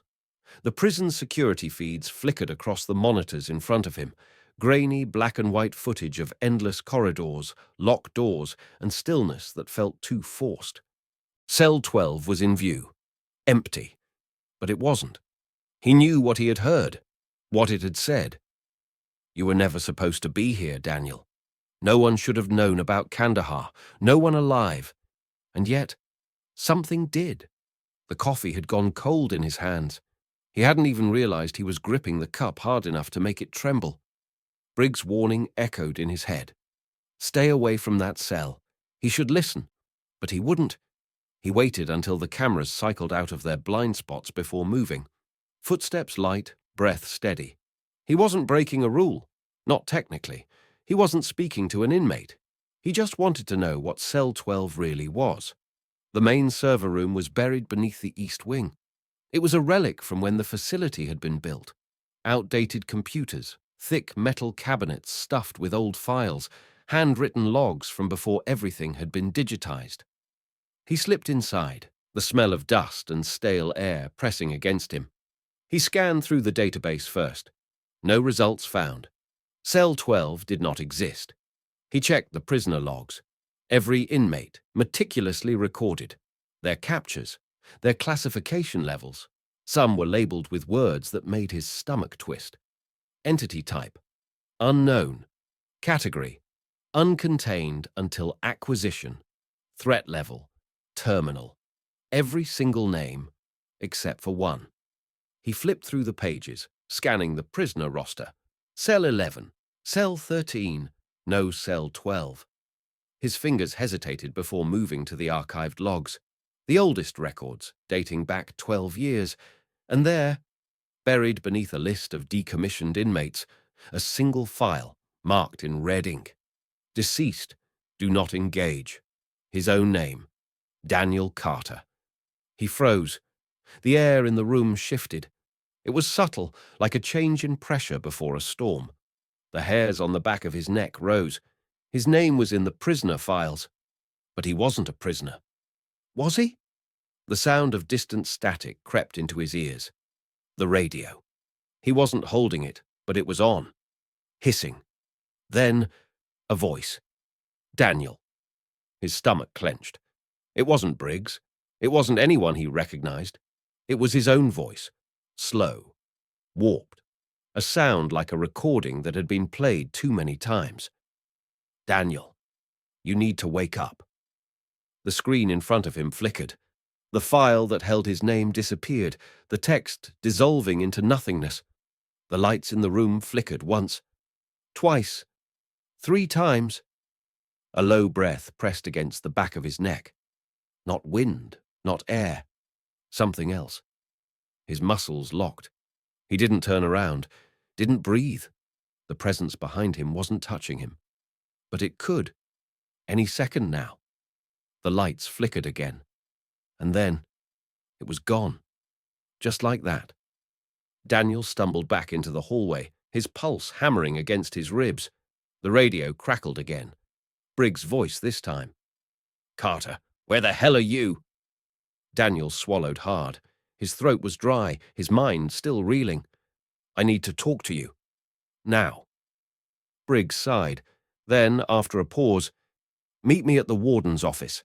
And Carter, do not go near Cell 12 again. Daniel clenched his jaw. That was a warning, but it was also an admission. Briggs knew something, and he was going to find out what. Daniel's hands were still shaking when he reached the warden's office. Briggs stood behind his desk, arms crossed, eyes locked on him with something between irritation and exhaustion. The room smelled of stale coffee and sweat, the weight of unspoken truths pressing against the walls. Briggs didn't offer him a seat, didn't ask what happened. He already knew. "You saw it, didn't you?" Daniel's jaw tightened. "I need answers." Briggs exhaled through his nose, rubbing a hand down his face. "You don't need anything, Carter. You need to forget. That's what you need. That's not an option." Briggs studied him for a long moment, then turned away, moving toward a filing cabinet. "You don't get it," he muttered. "You think this is just another job, just another classified site. But this isn't like any prison you've ever worked in before." He opened a drawer, pulled out a single file, dropped it on the desk. Daniel didn't move. Briggs gestured to it, his expression grim. "You want to know about Cell 12? Fine. Read." Daniel hesitated, then stepped forward. He flipped open the file and froze, because staring back at him was his own face, a mugshot, a prisoner's ID. Name, Daniel Carter. Date of entry, 12 years ago. Status, deceased. The words burned into his vision, his breath caught somewhere between disbelief and nausea. What kind of joke is this? Briggs didn't answer. Daniel's heartbeat roared in his ears. "I was deployed 12 years ago. I wasn't here. This is a mistake." Briggs's stare was cold. "Is it?" Daniel's mouth went dry. "This file says I died." Briggs nodded. "Yes." "Then how the hell am I standing here?" Briggs leaned against the desk, arms crossed. His voice was quiet when he spoke again. "That's the real question, isn't it?" The walls of the office suddenly felt too close, the air pressing against Daniel's ribs. His pulse was uneven now, the weight of something unseen curling around his thoughts like smoke. "This isn't real," he muttered. "This has to be a mistake." Briggs shook his head. "No mistake. You were brought here. You were an inmate, Carter. And then one day, you weren't." Daniel felt the room tilt. "I don't remember any of this." Briggs's lips pressed into a thin line. "Of course you don't. You weren't supposed to." The radio on the desk crackled. A soft hum of static. Then, a voice. Daniel's own voice. "Ask him what happened to the last guard who found out the truth." Daniel's stomach twisted. His hands curled into fists. Briggs didn't react, didn't flinch, because he had heard it before. Slowly he picked up the radio, pressed a button. His voice was quiet. "Stay out of this." The static cut out. Daniel exhaled, unsteady. His own voice, coming from something else. Briggs closed the file and slid it back into the cabinet. Then, finally, he met Daniel's eyes again. "You need to make a choice," he said. "You can leave this alone. Keep your head down, do your job, pretend you never heard that voice." Daniel swallowed. "And if I don't?" Briggs' expression darkened. "Then Cell 12 opens." Daniel didn't remember leaving the office. His mind was still tangled in the mess of information Briggs had thrown at him, his pulse a steady thrum of unease. The corridor stretched endlessly ahead of him, the hum of flickering lights the only sound. 12 years ago, he had died. That's what the file said. But he wasn't dead. Was he? His reflection in the observation glass looked the same as it always had, but for the first time, he wasn't sure if it was really him looking back. The shift passed in a haze. He followed his patrol, avoided the inmates, didn't speak, didn't listen. But the voice in Cell 12 was waiting. It didn't call his name this time, didn't whisper secrets. It just laughed, a slow, knowing sound, because it knew something he didn't. And soon, he was going to find out exactly what that was. The prison had a heartbeat. Daniel could hear it in the walls, a slow, steady pulse, like something alive, something watching, something waiting. The weight of Briggs's words still pressed against him, the file flashing in his mind like an after-image burned into his skull. 12 years ago, He had died. That was what the record said. But he was standing here, breathing. He felt real. Didn't he? He forced himself to focus on the patrol. Block A was quiet.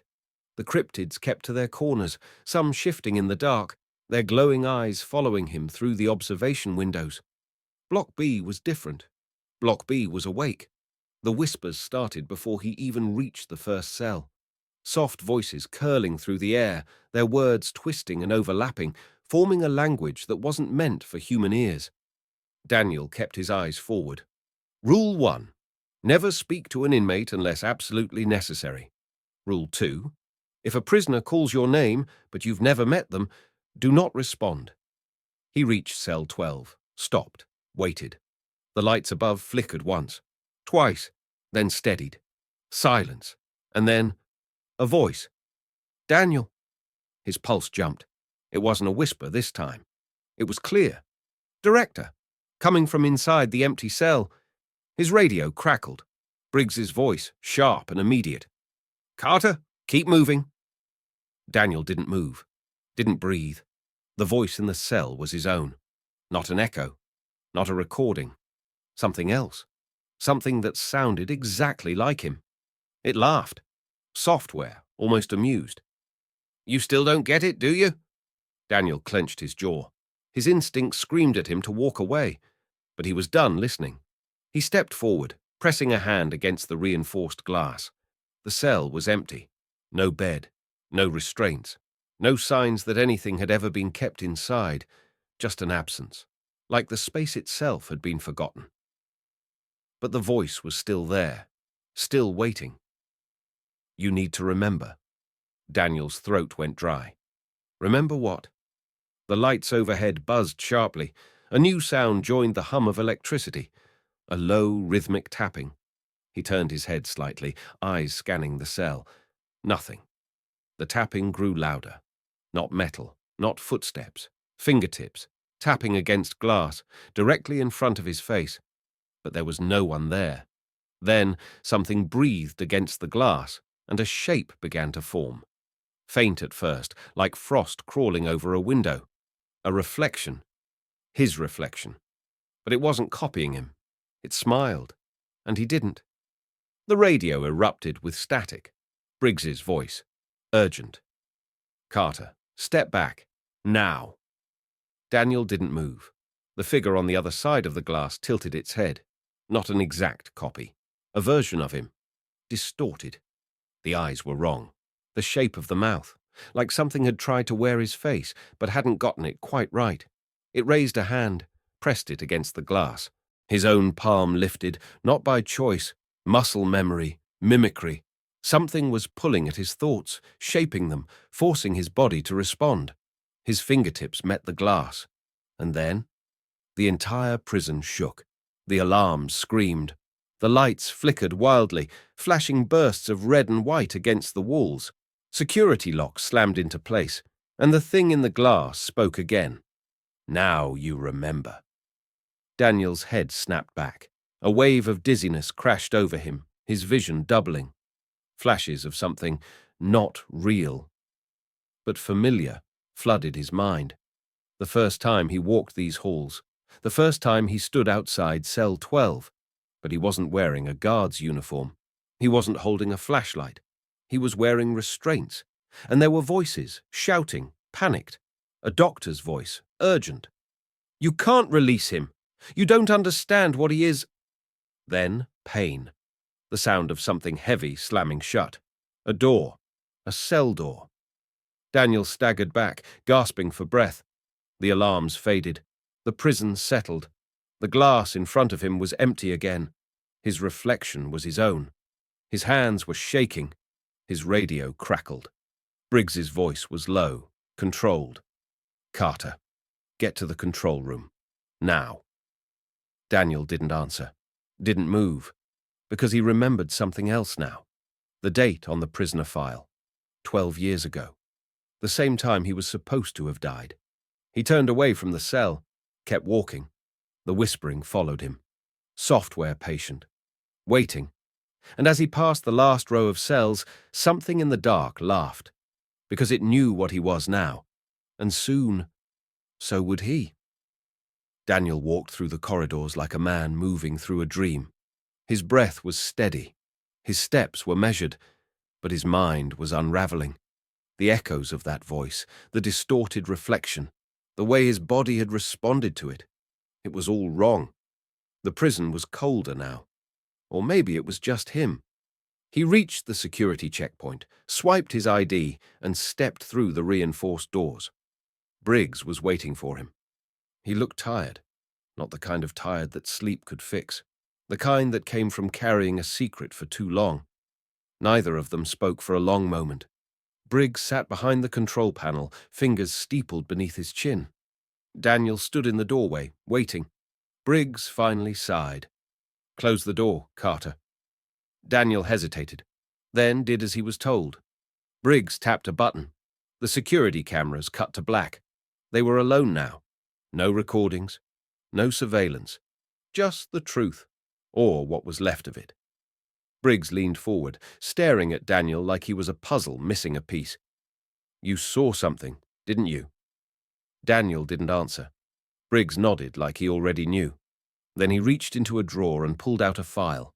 Not a prisoner file, not a classified document, a medical report. Daniel's name was on the top. Date, 12 years ago. Status, subject deemed unrecoverable. His stomach turned. He swallowed, forcing his voice to stay level. "What is this?" Briggs exhaled. "The last time you were here." Daniel's fingers tightened around the edges of the paper. "This is a mistake." Briggs shook his head. "Number. It's the only thing that makes sense." The words were suffocating. He felt his lungs shrinking. "This isn't real."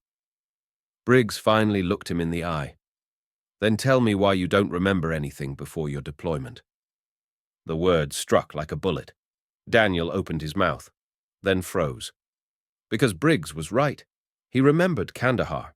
He remembered the mission. He remembered coming back. But before that, before the war, there was nothing. Not his childhood, not his family, not even his own face in a mirror before he wore the uniform. His hands trembled. He looked back at the file, read the next line.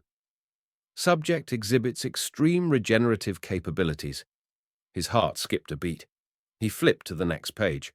Photographs, X-rays, bones that healed faster than they should have. A bullet wound that should have been fatal, closing in less than an hour. His breath turned shallow. He had been injured before, shot twice, stabbed once. And yet, no scars. Not a single one. Like his body had forgotten every wound, like it had rewritten itself. He looked back at Briggs. His voice came out rough. "What am I?" Briggs didn't blink. "We don't know." The walls felt too close now, the room too small, the air too thick. Briggs folded his hands. "We found you in the desert, Carter, middle of nowhere, unconscious, no ID, no records." Daniel's fingers dug into the desk. "That's not possible." Briggs shrugged. "We thought the same thing. But the moment you woke up..." He gestured to the files. "The doctors knew you weren't like the rest of us." Daniel's stomach twisted. He shook his head, voice tight. "This doesn't make sense. If I was an inmate, why would I be working here?" Briggs' expression darkened. "We didn't put you back in that uniform." Daniel's blood ran cold. The whisper in cell 12. The laughter. The thing that wore his face. It knew. It remembered. And now, so did he. His hands clenched into fists, his voice barely above a whisper. "What happened to me?" Briggs's eyes flicked toward the security door. The alarms hadn't gone off, but something had changed. Then, without looking back at Daniel, he muttered, "You escaped." Daniel stilled. His pulse, once frantic, now silent. The word sat heavy in his mind, its weight pressing against something buried deep inside him. Something locked away. Something that had been waking up. Briggs stood, grabbed his gun, and walked to the door. "I need you to understand something, Carter." Daniel swallowed. Briggs's hand hovered over the lock. "You're not a guard." The air went still. The lights flickered. Briggs finally turned back, his face grim. "You never were." Something inside Daniel snapped. Not a sound, not a movement, a memory. The first time he had woken up in this prison, but not in a uniform, not with a badge, not in the control room. Inside a cell, inside cell 12. His chest tightened. His breath turned shallow. And for the first time, he understood. He wasn't here to keep the monsters inside. He was here because he was one of them. Briggs's hand hovered over the security lock. His other hand rested on his gun. Not in anticipation. Not in defense. Like he was preparing for something he knew was already happening. The words hung between them like the seconds before a detonation. "You're not a guard." Daniel barely heard the hum of the prison systems around him. His pulse was pounding too hard. Memories, no, fragments, of something buried deeper than time clawed at the edges of his mind. You escaped. You were never supposed to leave. His fingers flexed. A phantom sensation burned beneath his skin, like something inside of him had been stitched shut for years. And now, the stitches were breaking. The lights flickered once. Briggs' eyes darted upward. Twice. His fingers clenched tighter around his weapon. 3 times. A low, mechanical groan echoed through the prison. The sound of steel locks disengaging. Briggs swore under his breath. Then the alarms erupted. Red emergency lights flared to life, casting everything in long, shifting shadows. Daniel felt it before he heard it. A vibration in the floor. No. Footsteps. Dozens of them. Moving at once. The cell doors in Block A were opening. So were Block B. The containment locks were failing. Not one by one. All of them. Briggs pulled his gun and shoved Daniel aside. His hand slammed against the intercom. "All personnel, code black, full breach." Static. Then screams. Then nothing. The radio crackled to life. A voice Daniel didn't recognize, panicked. "They're not running toward the exits." Gunfire. Static. Briggs' jaw clenched. "They're not trying to escape." Daniel's breath was slow, controlled. "They're coming here." Briggs exhaled sharply. His grip on the gun tightened. The security feeds flickered. The screens showed chaos. Guards backpedaling, weapons raised. But the prisoners weren't charging. They were moving together. A wave of shifting bodies. Some too large. Some not shaped right. They weren't attacking. They weren't running. They were hunting.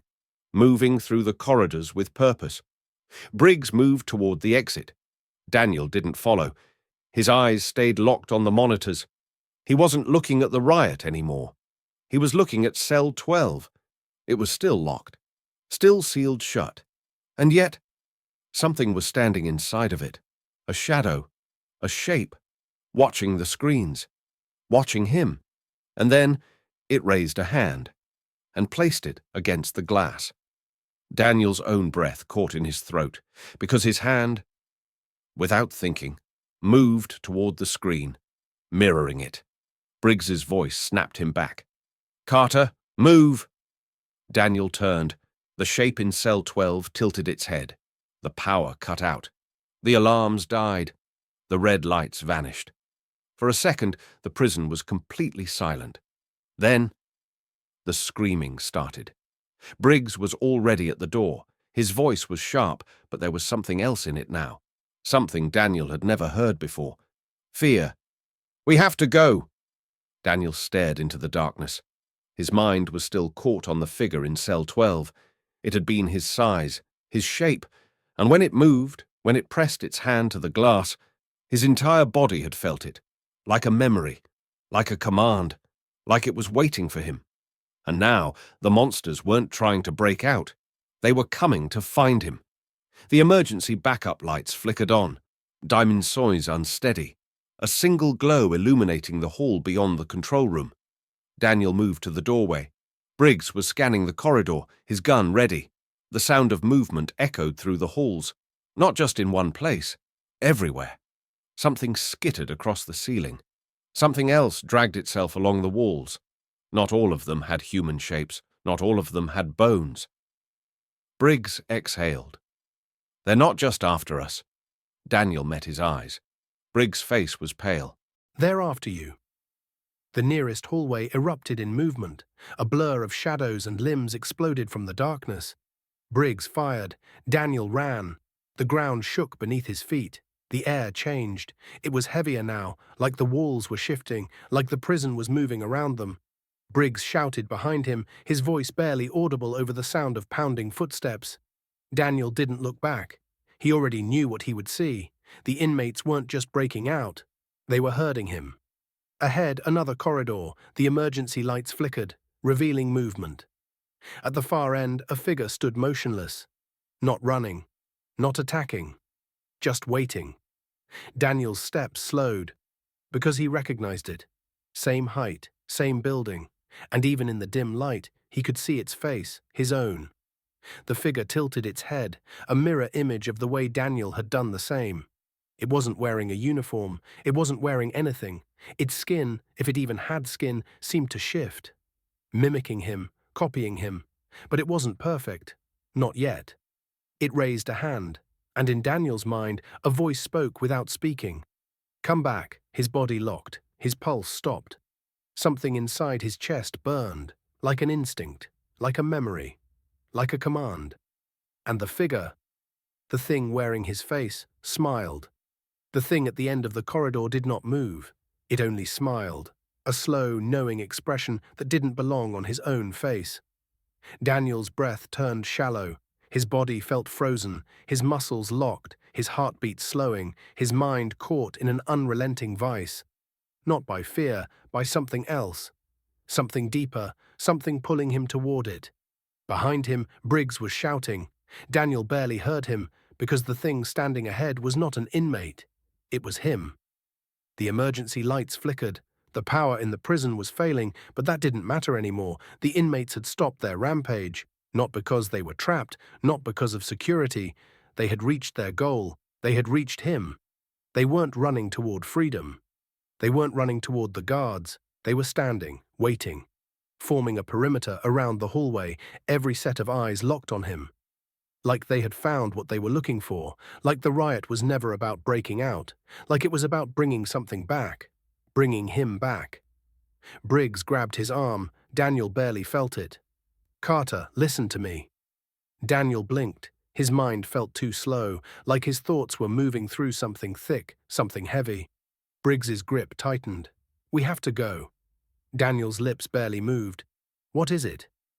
Briggs looked past him, toward the thing wearing his face. His expression was grim. "You." The figure stepped forward, a perfect imitation, down to the slight shift in stance, the tilt of the head. But something was wrong. The eyes, not quite human. Like it was still learning, still becoming. And Daniel felt it, something deep inside. A pull, like gravity shifting, like something waking up. The voice came again, not from its mouth, from inside his own head. "Come back." His body responded before his mind could stop it. His foot lifted, one step forward. Briggs yanked him back. His voice was sharp, panicked. "Do not move." Daniel's mind swam. Something was pressing in on him, pulling him toward it. And the more he fought it, the more he remembered. The cell door slamming shut, the sound of screaming, not from others, from himself, strapped to a chair, electrodes on his head, voices shouting above him, "Contain him." A memory, not a dream, a real memory, a door that should have never been opened. His own cell. Briggs was speaking, his voice distant, like hearing through water. "You weren't supposed to leave." Daniel's chest tightened. Briggs' grip on him was harder now, like he knew what was coming, like he knew what Daniel was about to do. Or what he couldn't stop. Daniel wasn't breathing, not out of fear. Because his body didn't need to. Not anymore. Not like before. Not like a human. The thing in front of him took another step. The air shifted, heavy, thick. Briggs' gun clicked. But it didn't matter. Daniel finally understood. This wasn't an inmate, not a monster, not a copy.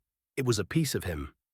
And it had been waiting for him to wake up, waiting for him to come back. Daniel clenched his jaw, his fingers curled into fists. The edges of his mind felt fractured. He had been human once, hadn't he? Hadn't he? Briggs' voice was tight. Carter. Daniel's hands burned, a sharp pain, like his body was rejecting something, or like something inside him was breaking through. His vision blurred. The whispers were louder now. The inmates were watching, silent, still, like they knew something Briggs didn't.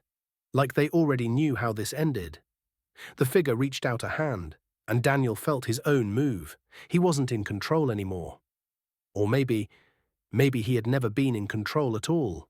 His fingers stretched toward it, toward himself. And then the world snapped.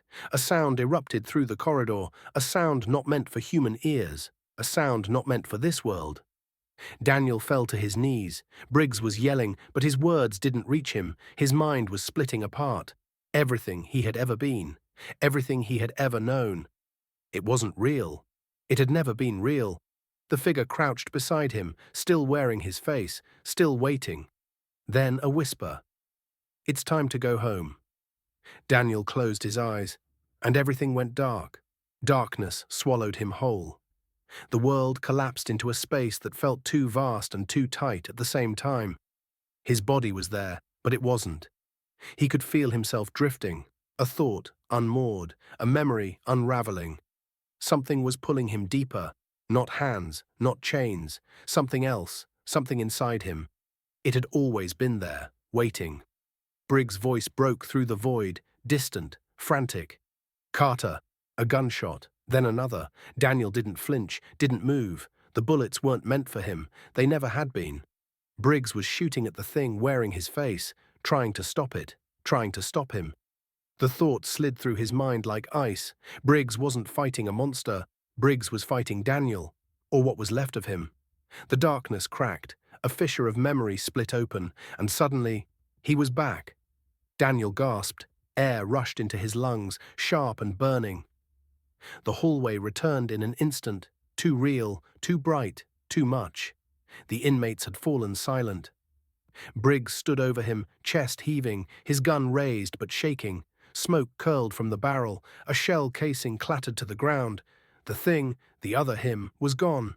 No body, no blood, no sign it had ever been there, but he knew better. It wasn't gone. It was inside him. Briggs' mouth opened, closed.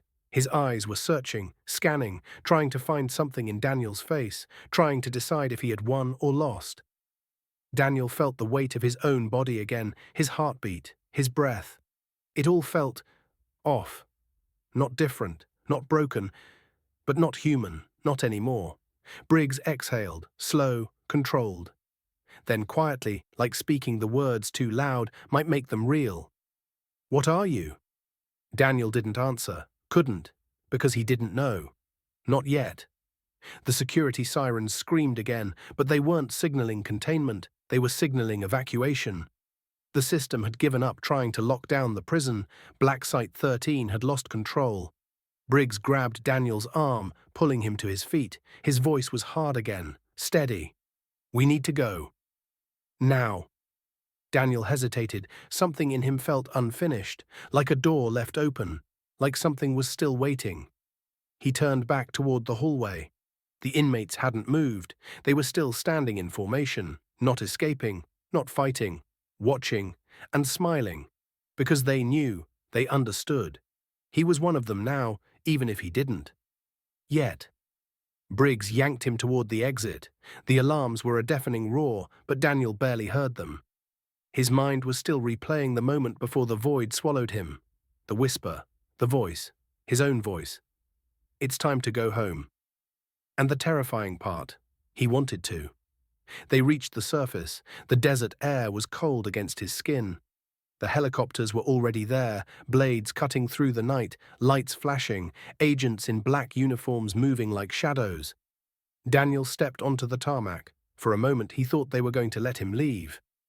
Then a gun cocked behind him. He turned slowly. Briggs stood there, his sidearm raised, expression unreadable. "Sorry, Carter." Daniel's pulse didn't spike, didn't panic. He just stared. Briggs took a slow breath, then said it, the truth they had both known all along. "You can't leave."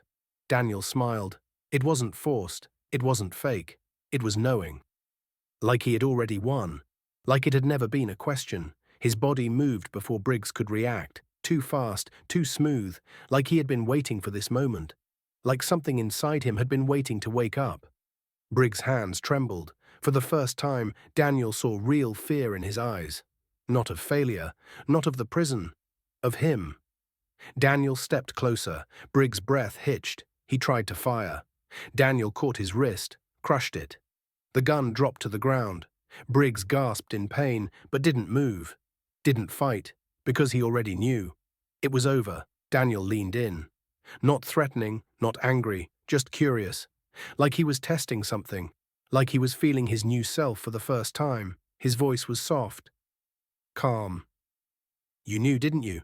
Briggs swallowed hard. Daniel smiled wider. His voice dropped lower. You always knew. Briggs didn't answer, because he didn't have to. Daniel already knew the truth. The agents surrounded them, weapons drawn, orders barked. Daniel raised his hands, not to surrender, to show them, to let them see exactly what they had created. The wind howled through the desert. The alarm still echoed from below. The wind howled through the desert. The alarm still echoed from below. Black Site 13 had fallen, but Daniel had risen. He wasn't an inmate, wasn't a guard, wasn't even human. Not anymore.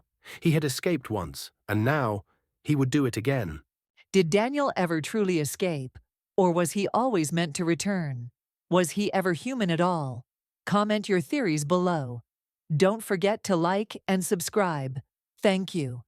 The neon vacancy sign hummed in the quiet night, its red glow bleeding into the mist that curled over the cracked asphalt.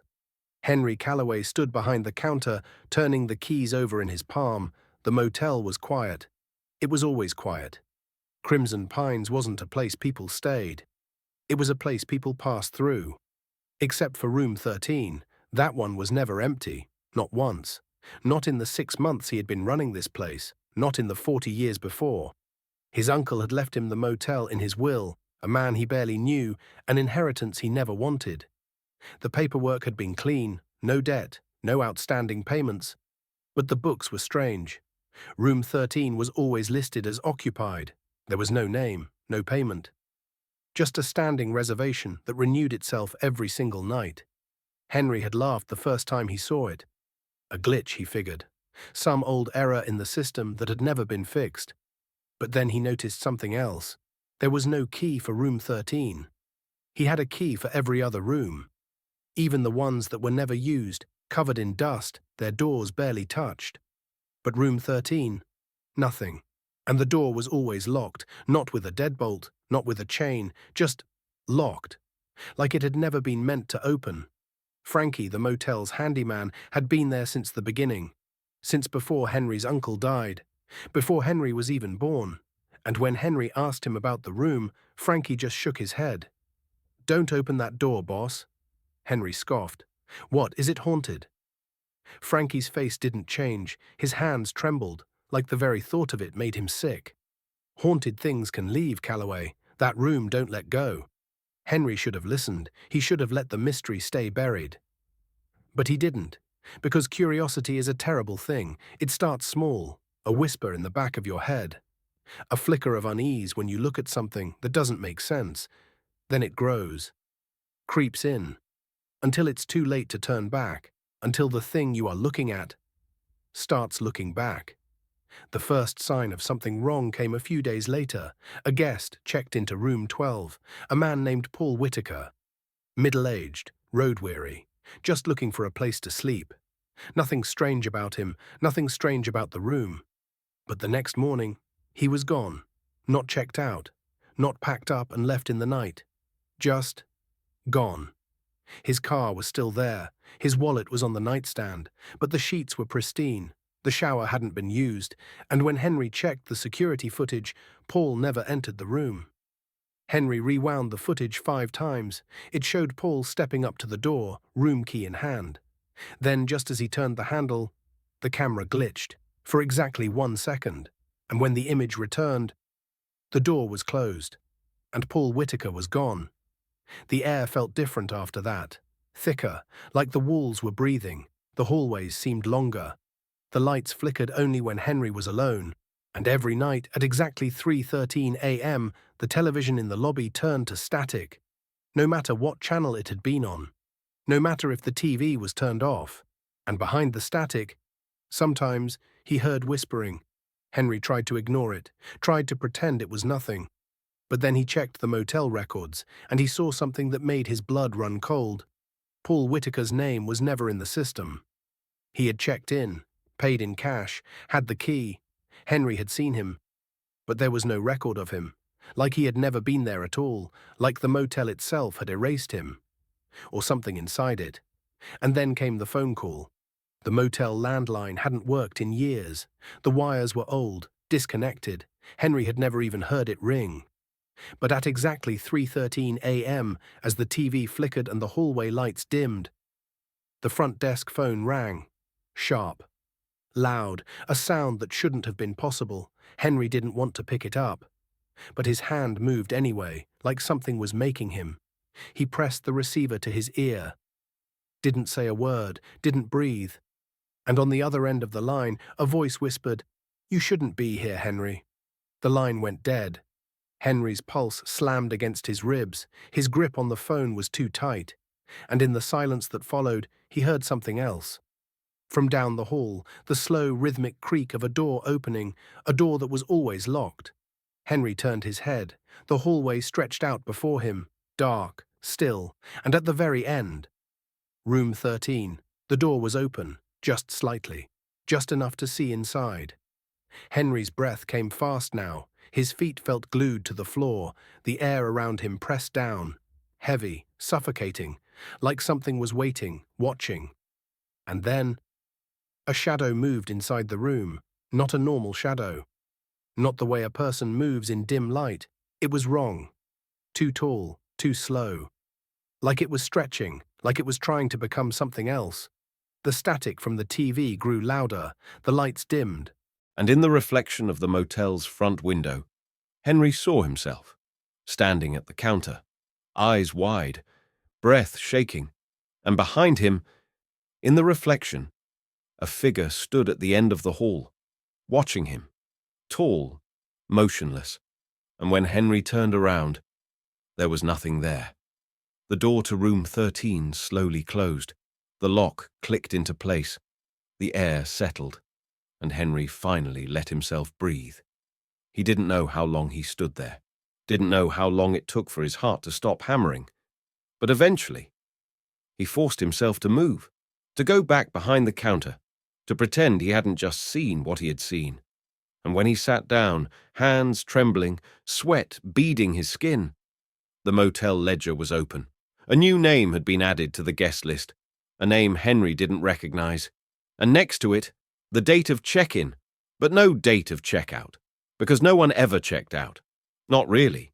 And Henry had a feeling he never would either. The motel felt different after that night. The air was wrong. The walls felt closer, and room 13 was watching him.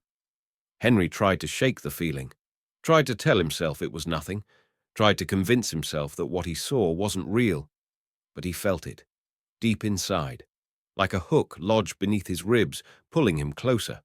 A whisper in the back of his mind, "Come see." And he did.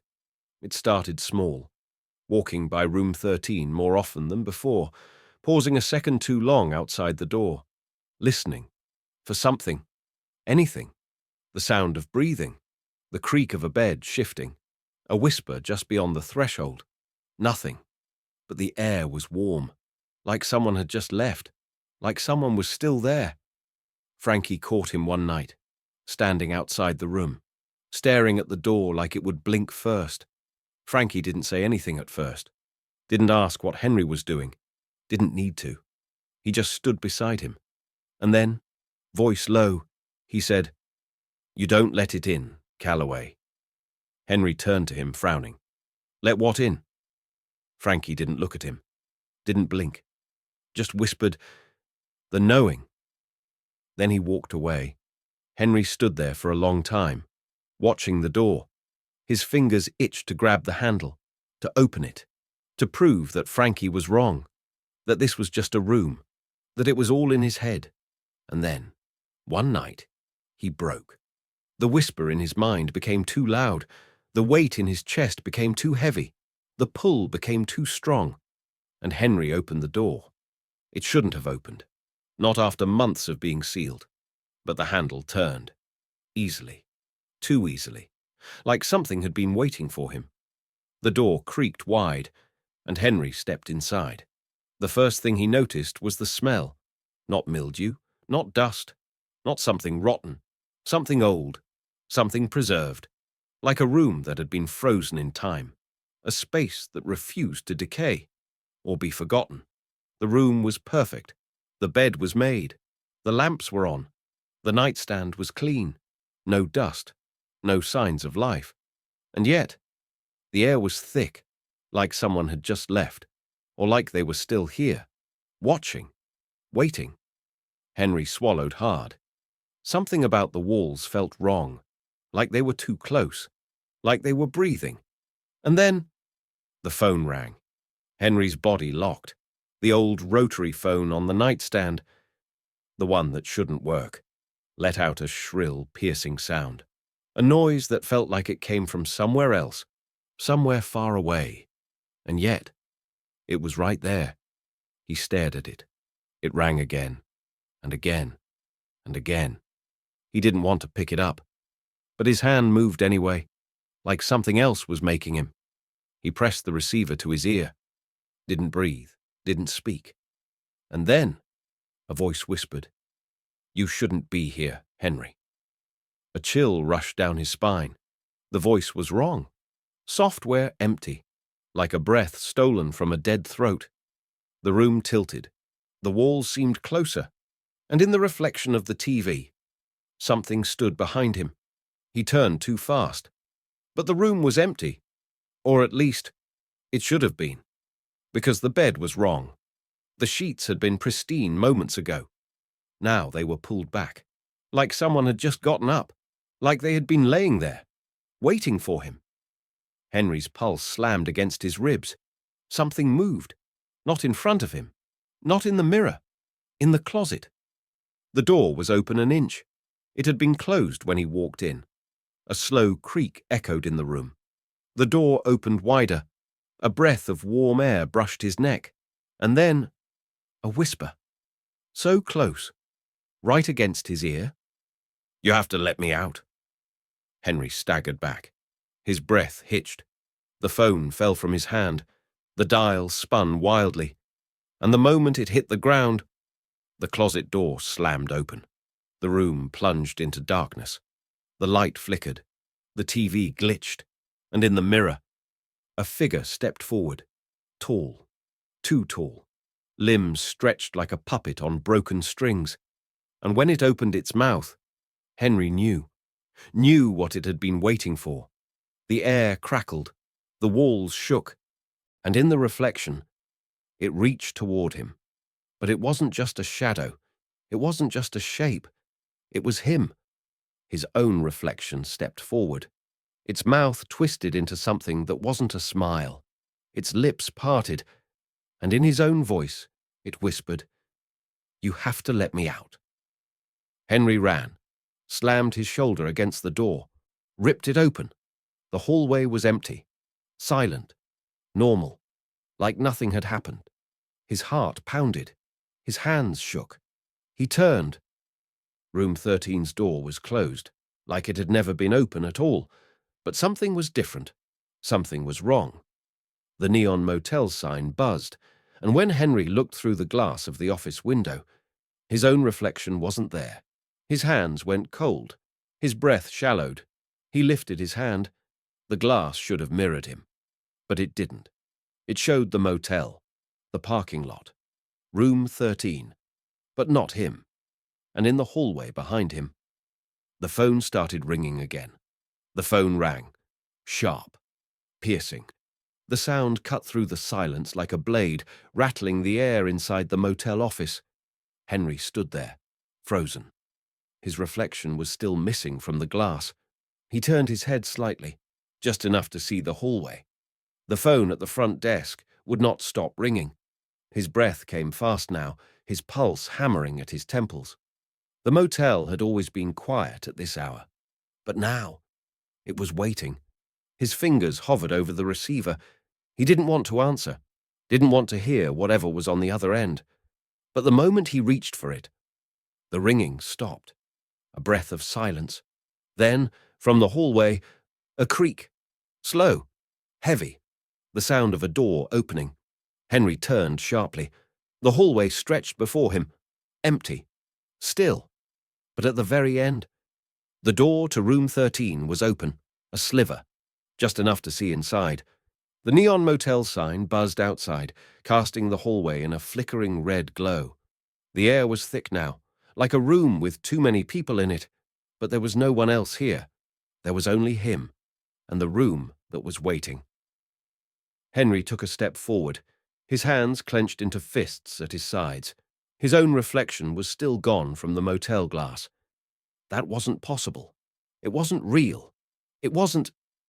The static from the front lobby TV spiked, louder, sharper, like something was trying to push through, like something was breaking in. And then, from inside room 13, a whisper. "You shouldn't be here, Henry." His heart slammed into his ribs. His feet wanted to move, run, get out, drive until this place was nothing but a speck in the rearview mirror. But his body didn't listen. His hand lifted. Fingers brushed against the door. Warm, like someone had just been here, like someone was still inside. His breath hitched. Something in the back of his mind screamed, "Don't!" But he pushed the door open anyway. The room looked the same as before. Perfectly clean, perfectly wrong. The bed was neatly made, the lamp on, the TV playing static. A suitcase sat in the corner, a guest's suitcase. Someone had checked in. But there was no one here. Henry's fingers trembled as he stepped inside. The suitcase was open, neatly packed clothes, a toothbrush, a wallet. He reached for it, flipping it open with numb hands. The ID inside. His breath caught. Paul Whitaker. The guest who had checked into room 12. The one who had disappeared. Henry staggered back. His vision blurred, his pulse hammered. Paul Whitaker was gone. Hadn't checked out, hadn't left. But his things were here, inside room 13, like the motel had kept them, like it had kept him. A slow, crawling horror settled in Henry's bones. The room was still, but he could feel it. Something else was here, watching, waiting. The walls felt closer, the air felt thicker. And then, the closet door creaked open, just an inch, and inside, a whisper. Software, close. "You have to let me out." Henry's breath hitched, his legs locked. Something shifted inside the closet. Not footsteps, not movement. Something stretching, something unfolding. A shadow slithered across the carpet, cast by something just out of sight. The neon sign outside flickered, and for a split second, Henry swore he saw a hand. Too long, too thin. Fingers curling around the edge of the closet door. He stumbled back, grabbing the suitcase. As soon as his fingers closed around the handle, the whisper turned into a scream. The walls shook. The closet door slammed open. The lights flickered violently, and in the dark space between the doors, something was there. A figure. Tall. Thin. A shape barely holding itself together. Like a man. But not a man. Its limbs stretched wrong, its head tilted too far, and when it opened its mouth, no sound came out, just static, just emptiness, just a hole where a person should have been. And then it moved. Henry threw himself back, his body slammed into the nightstand, knocking the lamp to the floor. The bulb burst, sending shards of light across the carpet. The shadows twisted, shifted. The thing in the closet stepped forward, but it wasn't stepping. It was pulling itself, dragging itself, like something was forcing it out, like it had been waiting for him. And in the dark, in the flickering neon light, Henry saw its face, his own. A rush of cold air exploded through the room. The walls shuddered. The TV glitched, and Henry saw himself standing at the threshold of the closet, mouth open, eyes empty, but smiling. And then the thing whispered in his own voice, "You have to let me out." Henry ran, shoved past the bed.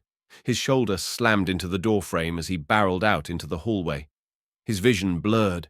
His pulse was a thunderous roar in his ears. Behind him, the motel groaned. The walls shifted. The neon sign outside buzzed and died. He ran into the lobby, chest heaving, hands shaking.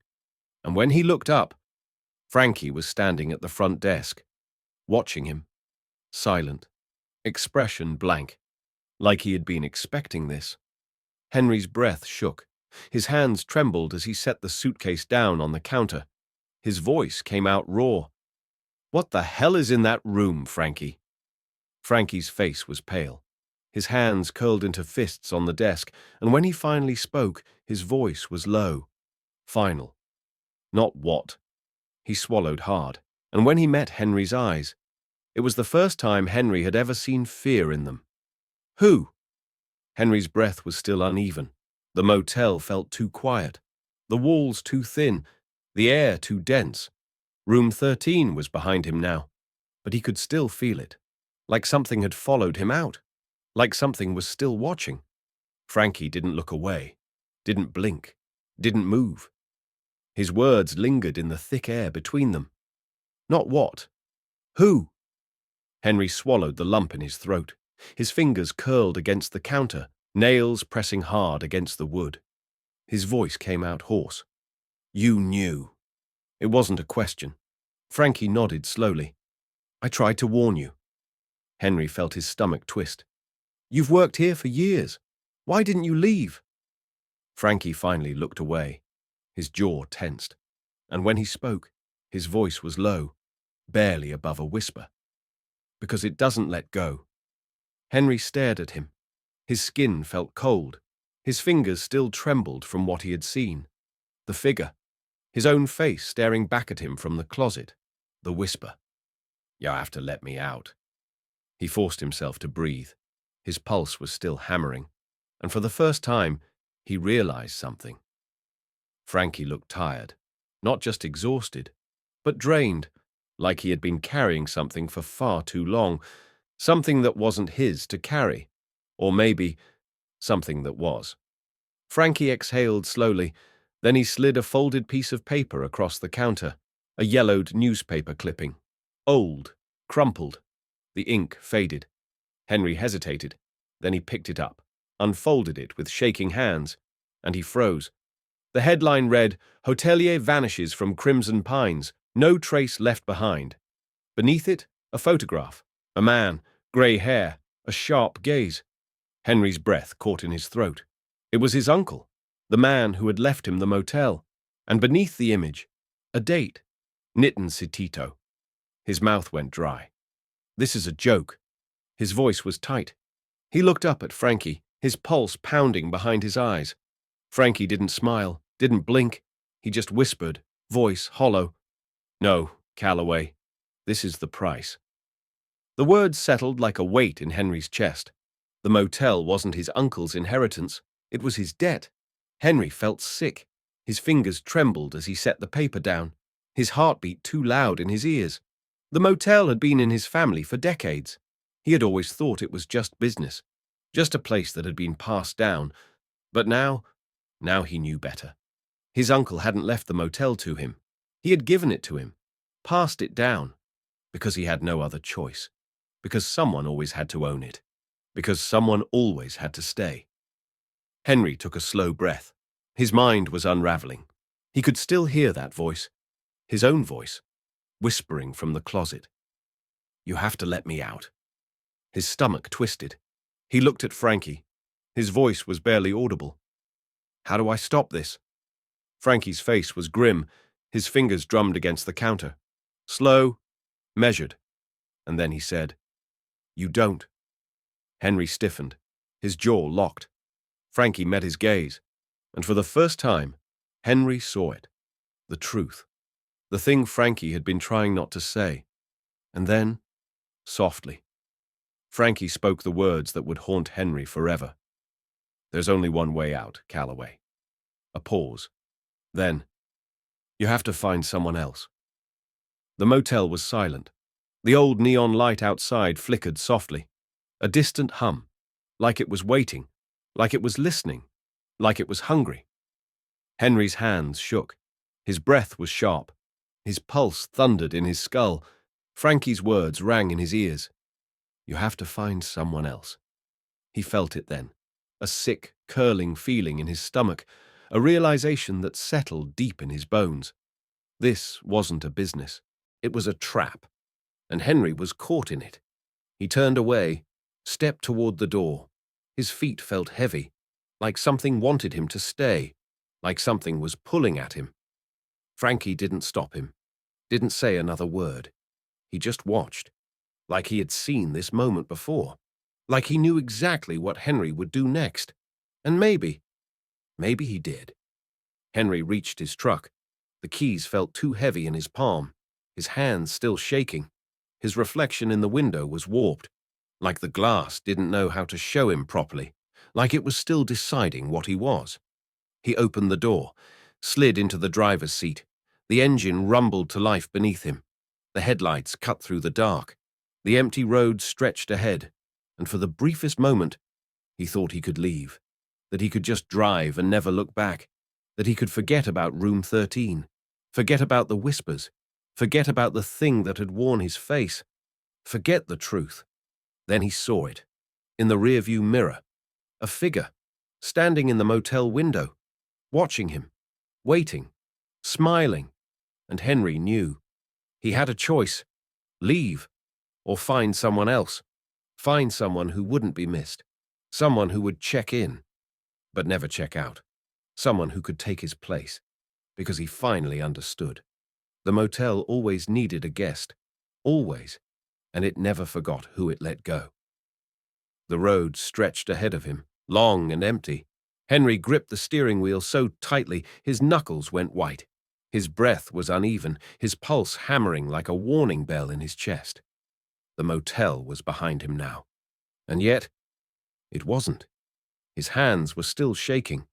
His mind replayed Frankie's words over and over, looping them in his head like a broken record. There's only one way out, Calloway. You have to find someone else. He had thought he could drive away, that he could escape the same way he had arrived. But the moment his tires hit the highway, the moment he left Crimson Pines in his rearview mirror, he felt it, a pull, a whisper, a thread deep in his chest, stretching all the way back to the motel. The thought hit him like ice in his veins. The motel was still inside him. Even as he left, even as the neon lights faded in the distance, it wasn't letting go. Not yet. Not unless he gave it something else. Not unless he found someone else. Henry's hands tightened on the wheel, his breathing shallow. He thought of room 13, of the whispers, the figure in the mirror, the suitcase. Paul Whitaker's name scratched into the ledger. He had never left. Henry had walked past that room every day for months, and never once did he think to question why it was never empty, until it had been his turn to stay, until the motel had called his name. His stomach turned. His grip on the wheel tightened. He knew what he had to do. And the worst part, somewhere deep inside, a part of him already wanted to. Miles passed. The road was nothing but black asphalt and distant headlights. His body ached. His mind screamed. And then, up ahead, a diner, small, flickering neon sign, and a single figure standing outside, thumb out, looking for a ride. Henry's pulse slowed. The motel's pull grew stronger. His hands stopped shaking. Because now, he had found someone. The man was young, 25, maybe. Backpack slung over one shoulder, face weary but hopeful as Henry's truck slowed beside him. He bent down, peering through the window. "Where you headed?" he asked. His voice was casual, relaxed, because he had no idea what he was stepping into. Henry forced a smile. "Tired," he said instead. "Got a motel not far from here. You can crash for the night." The hitchhiker hesitated, and for the briefest second, Henry thought he might say no. But then, the kid smiled back. "Yeah," he said. "That'd be great. Thanks, man. The kid climbed in. The doors shut, and Henry turned the truck around, back toward Crimson Pines, back toward room 13, back toward the thing that was waiting for him. They drove in silence for a while. The hitchhiker relaxed. Henry, gripping the wheel, trying not to let his thoughts swallow him whole. It would be easy. Check him into room 13. Walk away. Cross out his own name in the ledger. Write down someone else's. And then he would be free. Wouldn't he? The hitchhiker broke the silence. What's the place like? Henry's throat felt dry. He forced himself to speak. Quiet, he said. Not many guests. The kid nodded. I like quiet. A pause, and then, that's your place. The motel. Henry hesitated. It was, and it wasn't. It was his trap, and soon, it would be this kid's too. The neon sign appeared in the distance. Red, buzzing softly, flickering, vacancy. The motel was waiting. The moment they pulled into the lot, Henry felt it, a shift in the air. The motel recognized him, welcomed him back. It had let him go, on the condition that he returned with someone else. The hitchhiker grabbed his backpack. Henry stepped out, his boots crunching against the gravel. His body felt too light, like he had already started to disappear, like his name was already fading from the motel's memory. He led the hitchhiker to the front desk. The air pressed down. The shadows stretched. Henry's breath was shallow as he grabbed the keys, and when he looked down at the motel ledger, his name was already fading, flickering, like it had never been written at all. The hitchhiker smiled. Guess I'll turn in early. Long day. Henry nodded, slid the key across the counter, watched as the kid picked it up. Room 13, waiting for its new guest. The kid walked toward the hallway, his footsteps light, unaware. Henry's hands trembled, his pulse raced. This was it. One more step, one more door closing, and he would be free. Wouldn't he? The kid reached the door, slid the key into the lock, turned the handle, and the door creaked open. Henry's breath caught, because this time he saw it, for the briefest moment, a figure standing inside, waiting, smiling. And when the door clicked shut, the neon sign outside flickered, the air eased, the motel sighed, and Henry felt the thread snap. The next morning, room 13 was booked again. The ledger showed a new name. Henry's was gone, like he had never been there at all, like he had finally checked out. He stepped outside. The air was crisp. His truck was still there, waiting for him. He took one last look at the motel, at the flickering neon, at the red glow painting the gravel beneath his feet, and for the first time, he felt nothing. No pull, no whispers, no fear, because the motel had someone else now, and Henry Calloway was finally free, or so he thought, because in the back of his mind, a whisper still lingered, a voice, software familiar, his own. You have to let me out. Henry drove. The sun should have been rising by now, but the horizon remained dark. The sky stretched on, empty and endless, like he was driving through a place that no longer existed. But he had done it. The motel was behind him. Room 13 had a new guest. His name was gone from the ledger. And he was free, wasn't he? His fingers tightened around the steering wheel. Something still felt wrong, like a weight pressing against his chest, like the motel was still watching him. The radio crackled. Henry didn't remember turning it on. At first, it was nothing but static. Then, a voice, software barely above a whisper. You have to let me out. Henry's stomach dropped. His hands locked on the wheel. Number. That wasn't possible. The motel was gone. He was gone. His name had faded from the ledger. He had left. Hadn't he? The voice whispered again. You have to let me out. And this time, it sounded like him. A spike of terror shot through Henry's chest. His throat went dry. His reflection in the windshield wasn't moving. He slammed the brakes. The truck skidded to a stop on the empty highway. His breath came sharp, ragged. The road stretched ahead, dark and endless. His hands trembled as he looked up at the rearview mirror, and that was when he saw it. The motel. Behind him. Exactly where it had been. Exactly as it had always been. Like he had never left at all. His pulse pounded. His vision blurred. He grabbed the door handle, shoved it open, stepped out onto the pavement, his legs weak beneath him, and when he turned around, his truck was gone. No engine, no headlights, just the motel, standing at the edge of the road, waiting. The neon vacancy sign buzzed, flickering red.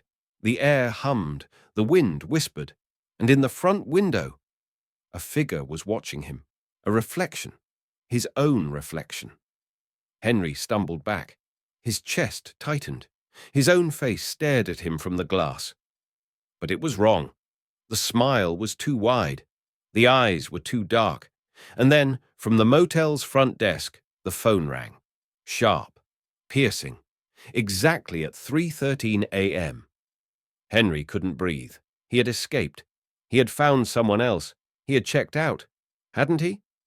The door to room 13 opened, a sliver, a fraction of an inch, just enough to see inside, and then a whisper. Software close. You shouldn't be here, Henry. His chest seized. He turned, ran. The ground beneath him stretched. The road looped. He didn't make it 10 steps before he was standing right where he started, in front of the motel, exactly where he had always been. His body shook. He backed away, breathing hard. The figure in the window mirrored him, every movement, every breath, and then it stepped forward, not in the reflection, not in the glass, but in the doorway, right in front of him. Henry's throat closed, his own face, his own body, standing inches away, looking at him with empty black eyes. The thing that had been waiting, the thing that had worn his name. And then it smiled, it raised a hand, and offered him the key. Room 13, waiting, just for him. Henry stepped back, shaking his head. No, he choked out. No, I left. The thing just tilted its head, like it didn't understand, like it was waiting for him to realize. And in that moment, Henry knew. He had never really left. His name had never faded. The ledger had lied. The motel had never let him go, because he had never checked out, because no one ever did. The neon sign flickered again. The motel sighed. And then the key in the thing's hand turned to ink, dark, dripping, bleeding down its palm, and Henry felt it, felt the weight of something closing in, felt the cold, dark walls of room 13 wrapping around him, felt himself being pulled back inside. His lungs seized, his body went cold, and as he gasped, as he tried to scream, he saw his own reflection one last time, saw the truth. The motel had never needed another guest. It had never needed someone new. It had just needed him, to come back, to remember, to realize. He had always been part of it, that he had always been inside. And now, finally, it was time to close the door. The cycle continues. The motel remains, and room 13 is still waiting. Would you like me to start working on a possible sequel? Blast off. Was Henry ever really free? Or did the motel trick him into taking someone else's place, only to trap him again? If you had been in Henry's shoes, would you have sacrificed someone else to escape? Comment your theories below. Don't forget to like and subscribe. Thank you. The house had always felt too big. Ethan Caldwell stood at the threshold, looking up at the old wooden frame. It loomed over him, weather-worn and crooked from decades of storms. The porch creaked under his weight, the wood soft with rot, the scent of mildew thick in the air. It had been 12 years since he last stepped foot inside. Now it was his. He had spent the entire drive convincing himself this was just a house, that his childhood memories of it, of the things he swore he had seen lurking in its corners, were just that, memories. But now, standing at the entrance, he wasn't so sure. The house was waiting. The key felt too heavy in his palm. He hesitated, fingers curled tight around the brass, before forcing it into the lock. The door creaked as it swung open. Dust coated every surface. The air was stale, thick with the scent of old books, mothballs, and something else. Something rotting. His stomach turned. The house had been empty since his grandfather passed, hadn't it? The grandfather clock in the hallway ticked loudly, each second a hollow echo against the silence. Ethan stepped inside, his boots leaving faint prints in the dust. The house was exactly as he remembered it. The same peeling wallpaper, the same flickering light in the foyer, the same towering bookshelves filled with leather-bound journals, and the same door at the end of the hall, the one that led downstairs. His grandfather's voice whispered in his mind, "Stay out of the basement, and never, under any circumstances, open the cage." It had been a rule, a law in this house, one he had never broken, one he had never wanted to break, until now. He ran his fingers over the wooden banister, trailing the grooves worn deep into the railing. His grandfather had gripped this same spot for years, had walked these same halls with something weighing on his shoulders, something Ethan had never understood, not until he saw the will, the house, the land, the inheritance. Everything was his now, including whatever was in the basement. That first night, he locked the basement door. He told himself he was just tired, that the strange noises from below were nothing, just the old pipes settling, the wood expanding in the cold, not something breathing, not something whispering, not something waiting. But when he turned out the lights, lying alone in that enormous empty house, he swore he heard it. Software faint. A voice, whispering his name. The next morning, he found the journal. It was buried in his grandfather's study, tucked inside a locked drawer. Leather-bound, worn with age. The ink had faded, but the handwriting was unmistakable, sharp and frantic, pressing deep into the pages. Ethan flipped to the first entry. His eyes skimmed the words. At first, it was normal. Daily logs, business notes, mundane details of his grandfather's life.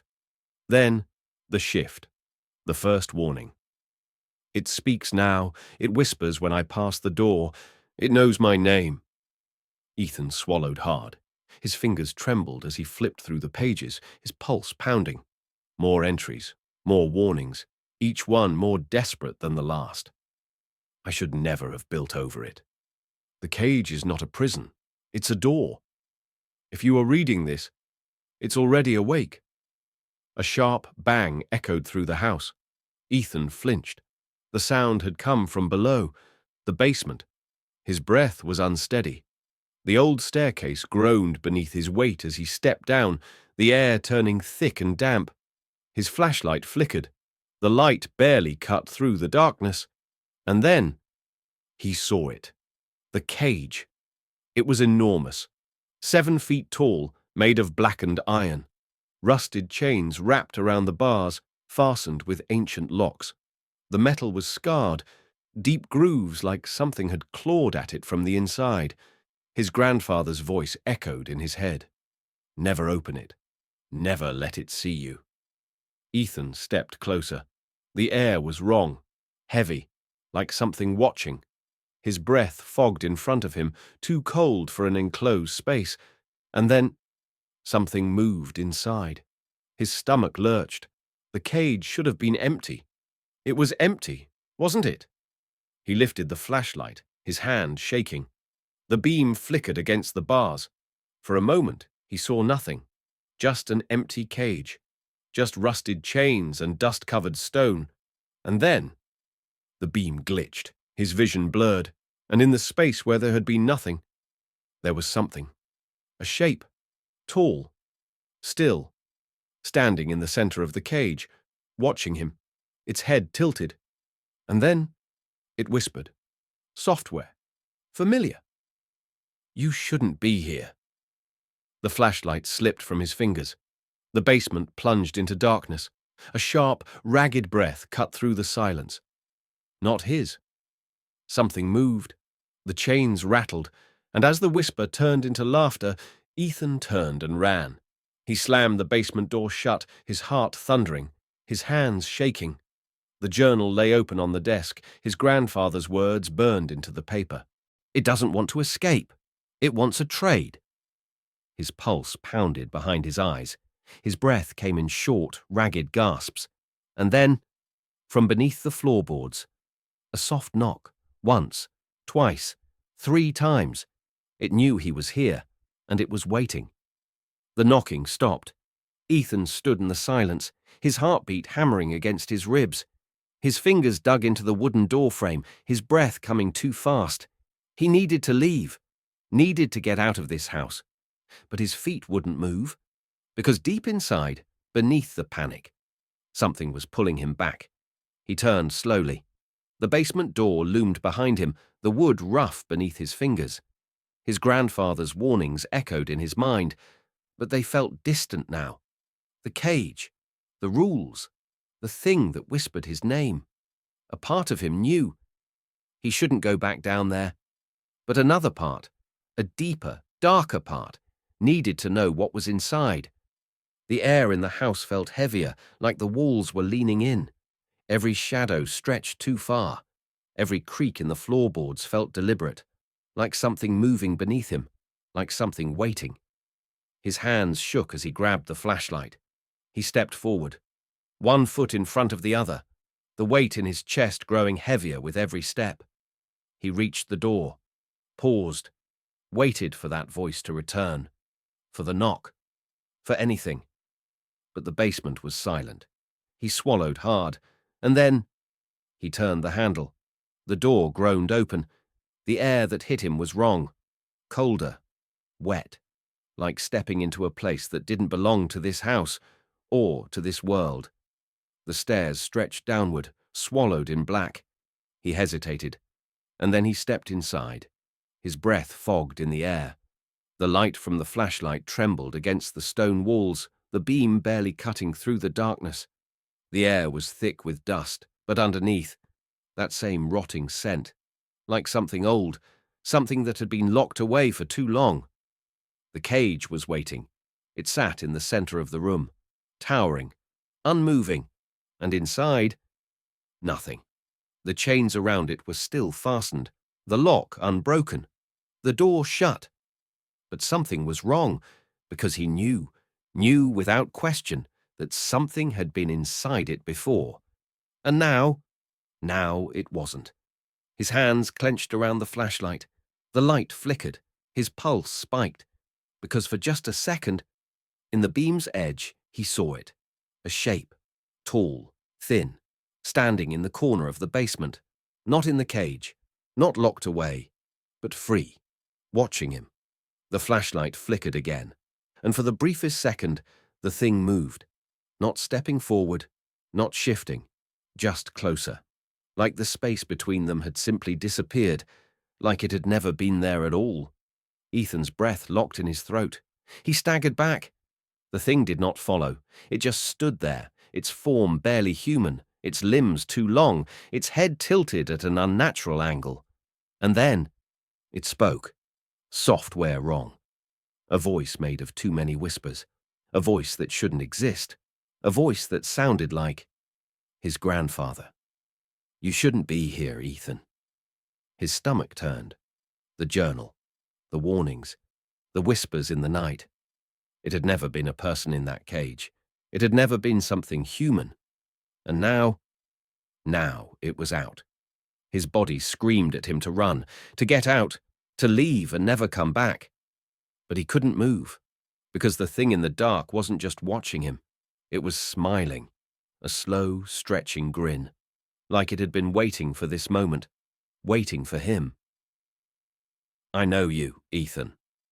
The basement walls shook. The air pressed in.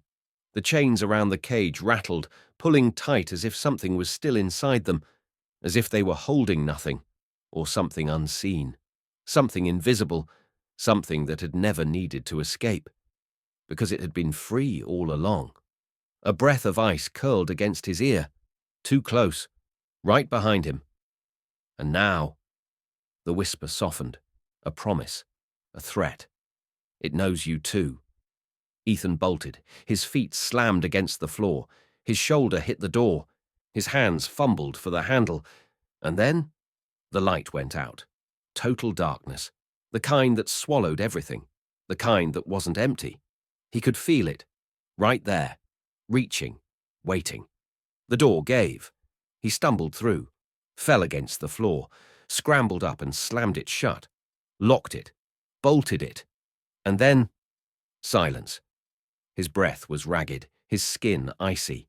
His heart hammered so hard it felt like his ribs would crack.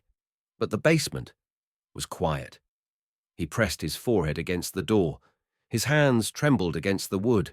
His body felt wrong, like something was still touching him, like something had left a mark, like something had followed him out.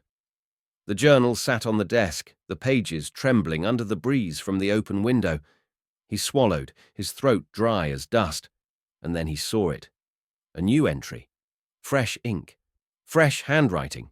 A sentence that had not been there before. His pulse stopped, because it was his grandfather's handwriting, but the words were his. The words were what he had just thought.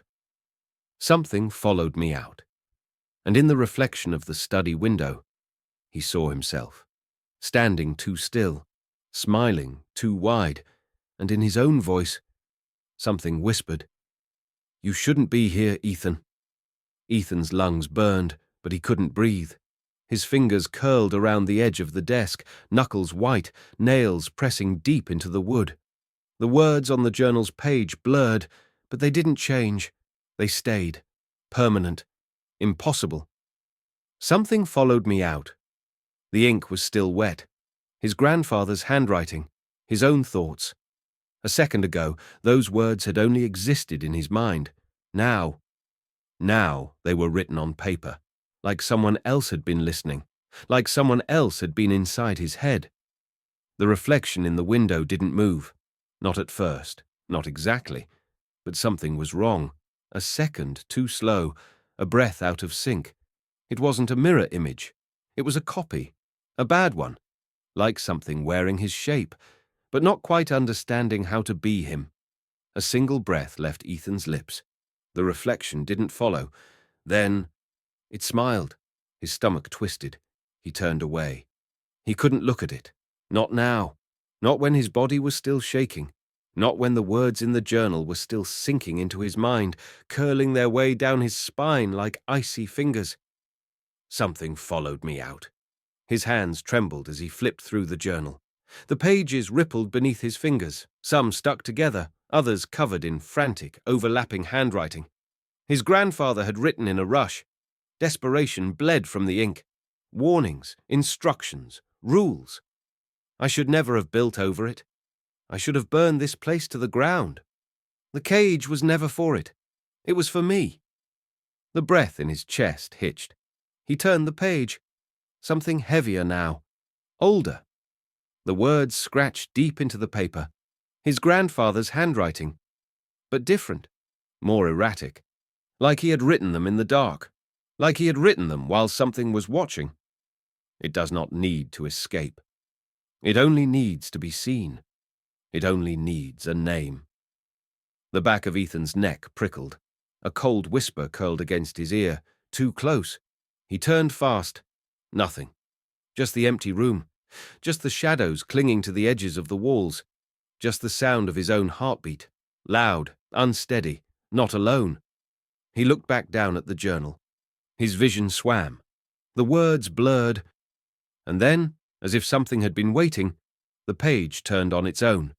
The breath stalled in his throat. The journal lay open to the last entry. The words written in red ink. No, not ink. If you are reading this, it's already awake. Ethan jerked back. The chair behind him scraped against the wood. His pulse slammed against his ribs, his skin cold with sweat. This wasn't real. It couldn't be real. But then, the lights in the house flickered. Once, twice, then off. Total darkness. Total silence. And then, the whisper. Software familiar. Frightening. Ethan. He didn't move. Didn't blink. Didn't breathe. Because it had never said his name before. Not like this. Not from inside his own head. Not from inside the house. A shadow stretched across the floor, too long, too thin. It didn't come from the window, didn't come from any light source at all. It just appeared, dripping from the walls, pooling toward him, like something trying to reach, like something crawling toward its name. The air hummed, the whole house seemed to shudder, and then the whisper again, closer this time, right behind him. "You let me out." The journal snapped shut. The air in the room went still. Something shifted, something in the walls, something underneath the floorboards, something inside the mirrors, the reflection, his own reflection. It wasn't there anymore. Ethan turned. Slow, careful, afraid. The window was empty. Just glass. Just the dark outside. Just... Number? No, it wasn't empty. There was something else there now. Something behind him. His own voice laughed, but his mouth didn't move. And in the reflection, a pair of eyes opened in the dark, staring, smiling, waiting. The whisper came again, curling around the back of his neck like a breath of cold air. "It only needs a name." Ethan's hands shook. He grabbed the journal, flipped back through the pages, searching, desperate. For instructions, for a way to fix this, for rules. Never speak to it. Too late. Never touch the cage. Too late. Never let it see your face. Too late. The darkness around him shifted, began to take form, began to crawl forward, began to smile. The last words in the journal were scrawled across the page, written in large, jagged letters. The final warning. The one thing his grandfather had left him. His only chance. But as his vision swam, as the shadows reached out, as his own voice whispered his name back to him from the dark, he realized he had read them too late. Don't turn around. The light went out, and something touched his shoulder. The touch on Ethan's shoulder was light, not a hand, not something solid, something wrong. A sensation that sent a cold shiver down his spine, spreading through his body like ice in his veins. His breath locked in his throat, his muscles tensed, but he couldn't turn around, because he had read the warning. Don't turn around. But the whisper, his whisper, curled around his ear like smoke. It was right behind him, close, too close. He could feel it, like an empty space where something should have been. A void, a presence without a body. And still, it was smiling. His fingers clenched around the edge of the desk, nails digging into the wood. He squeezed his eyes shut, tried to steady his breathing, tried to think, tried to remember what his grandfather had written. Never speak to it. Too late. Never touch the cage. Too late. Never let it see your face. Too late. A slow breath tickled his skin. It wasn't coming from his own lungs. It was something else. Mimicking, mocking, learning. Ethan fought the instinct to run, fought the urge to turn, because he knew deep in his bones that if he did, it would be there. Waiting, smiling, and then he wouldn't be Ethan anymore. The journal. His grandfather's final words. He forced himself to focus. His eyes darted back down to the pages. The last sentence burned into his mind. Don't turn around. But there had to be more. There had to be something, anything, that could fix this. His fingers trembled as he flipped through the pages. The paper felt different now. Thicker, like it had changed under his touch, like it was waiting for him to find the right page. And then, he did. The rules. Not the ones he had already broken. Not the ones that had brought him here, but the ones for getting out, for surviving, for making sure it didn't take his place. His breath caught as he read. The letters were uneven, written in what looked like shaking hands, but they were clear. And there were only three. 3 ways to undo what had been done. 3 ways to fix what he had already broken. Rule number 1, do not speak again until it does. Rule number 2, if you hear your name, ignore it. It is testing you. Rule number 3, if it laughs, you are already lost. His stomach turned. The room around him dimmed. The shadows in the corners stretched further. He could feel it, watching, waiting. And then it spoke. His voice. Software, gentle. Familiar. "Ethan, what are you reading?" He clenched his jaw. Didn't answer. Didn't even breathe. Because he knew. Rule number 1. Do not speak again until it does. It shifted behind him. Not footsteps, not movement. Something deeper, something wrong. Like the air itself was bending around it. Like it was pressing against him, forcing itself into his space, testing him. "Ethan." The second time. A little closer. A little more insistent. His hands curled into fists. His muscles burned with the effort of staying still. His mind screamed at him to run, to break the rules, to answer, to acknowledge it. But he didn't. Couldn't. Because if he did, it would win. The air shifted again. A long pause. Then, a soft sound. Something worse than the whisper. Something that made the room tilt, his stomach drop, his body freeze. Something that sent every instinct in his mind into overdrive. Something that wasn't possible. Laughter. A low, slow chuckle. Like something savoring the moment. Like something that already knew the outcome. Like something that had already won. Ethan's breath shattered. His hands dug so hard into the desk that his knuckles cracked. His body wouldn't move, wouldn't run, wouldn't fight, because he had read the final rule, and he had already lost. His heartbeat thundered in his ears. The room tilted. His vision swam. The laughter grew, filling the space, filling him. It wasn't just behind him anymore. It was everywhere. In the walls, in the air, in his head. And then the whisper returned. Only this time. It wasn't behind him. It wasn't above him. It wasn't in the room at all. It was inside him. "Turn around, Ethan." His breath hitched. His hands went numb. His legs trembled. The voice inside him wasn't just speaking.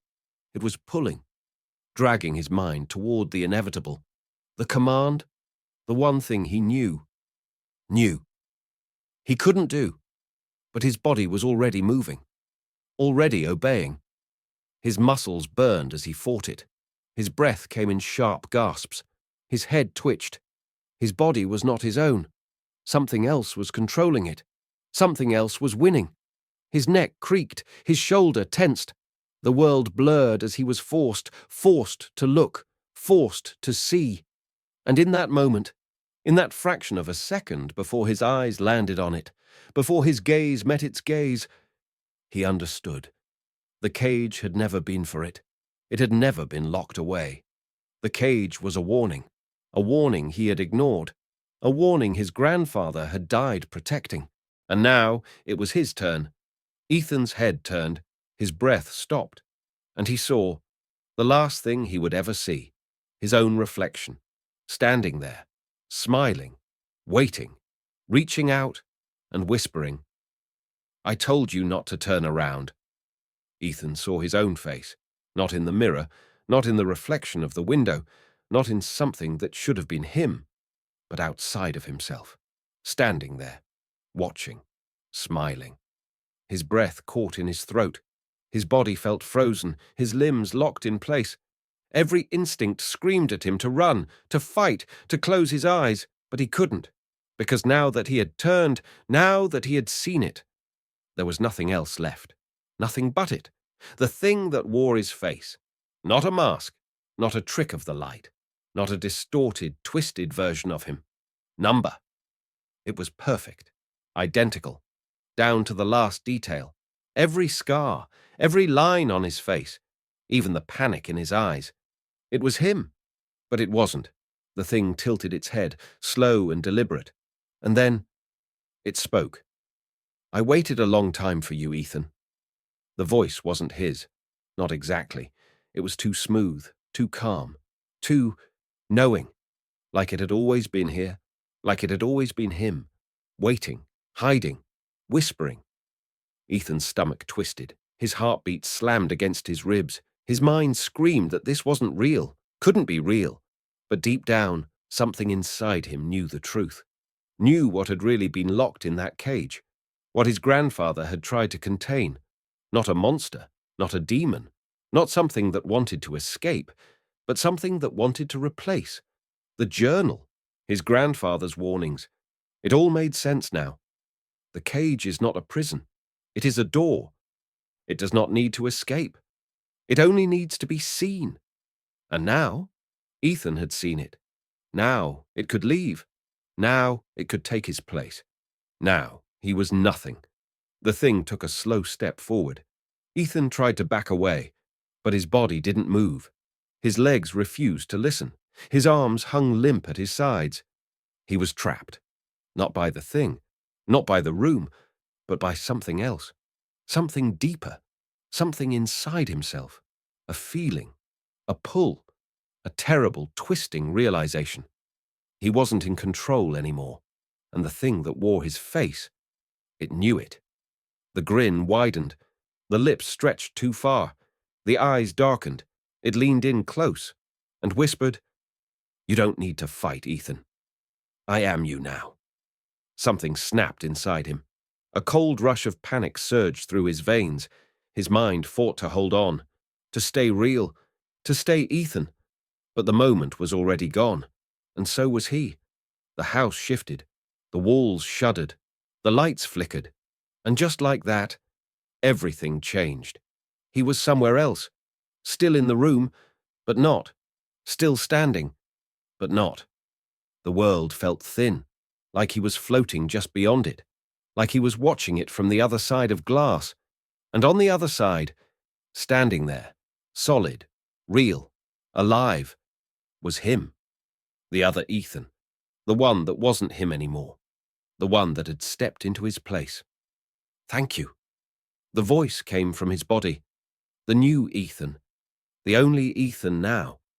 It smiled, rolled its shoulders, flexed its fingers, testing its new skin. And then it turned and walked away. Ethan screamed. He tried to run after it, tried to grab it, tried to take himself back, but he couldn't, because he had no voice, no body, no self. He was gone. The thing that had been in the cage. It had never needed to escape. It had only needed someone to see it, to give it a shape, to let it become. And now Ethan Caldwell had never existed. Not really. Not anymore. The new Ethan, the real Ethan now, stepped outside into the night. The air was cool. The stars were bright.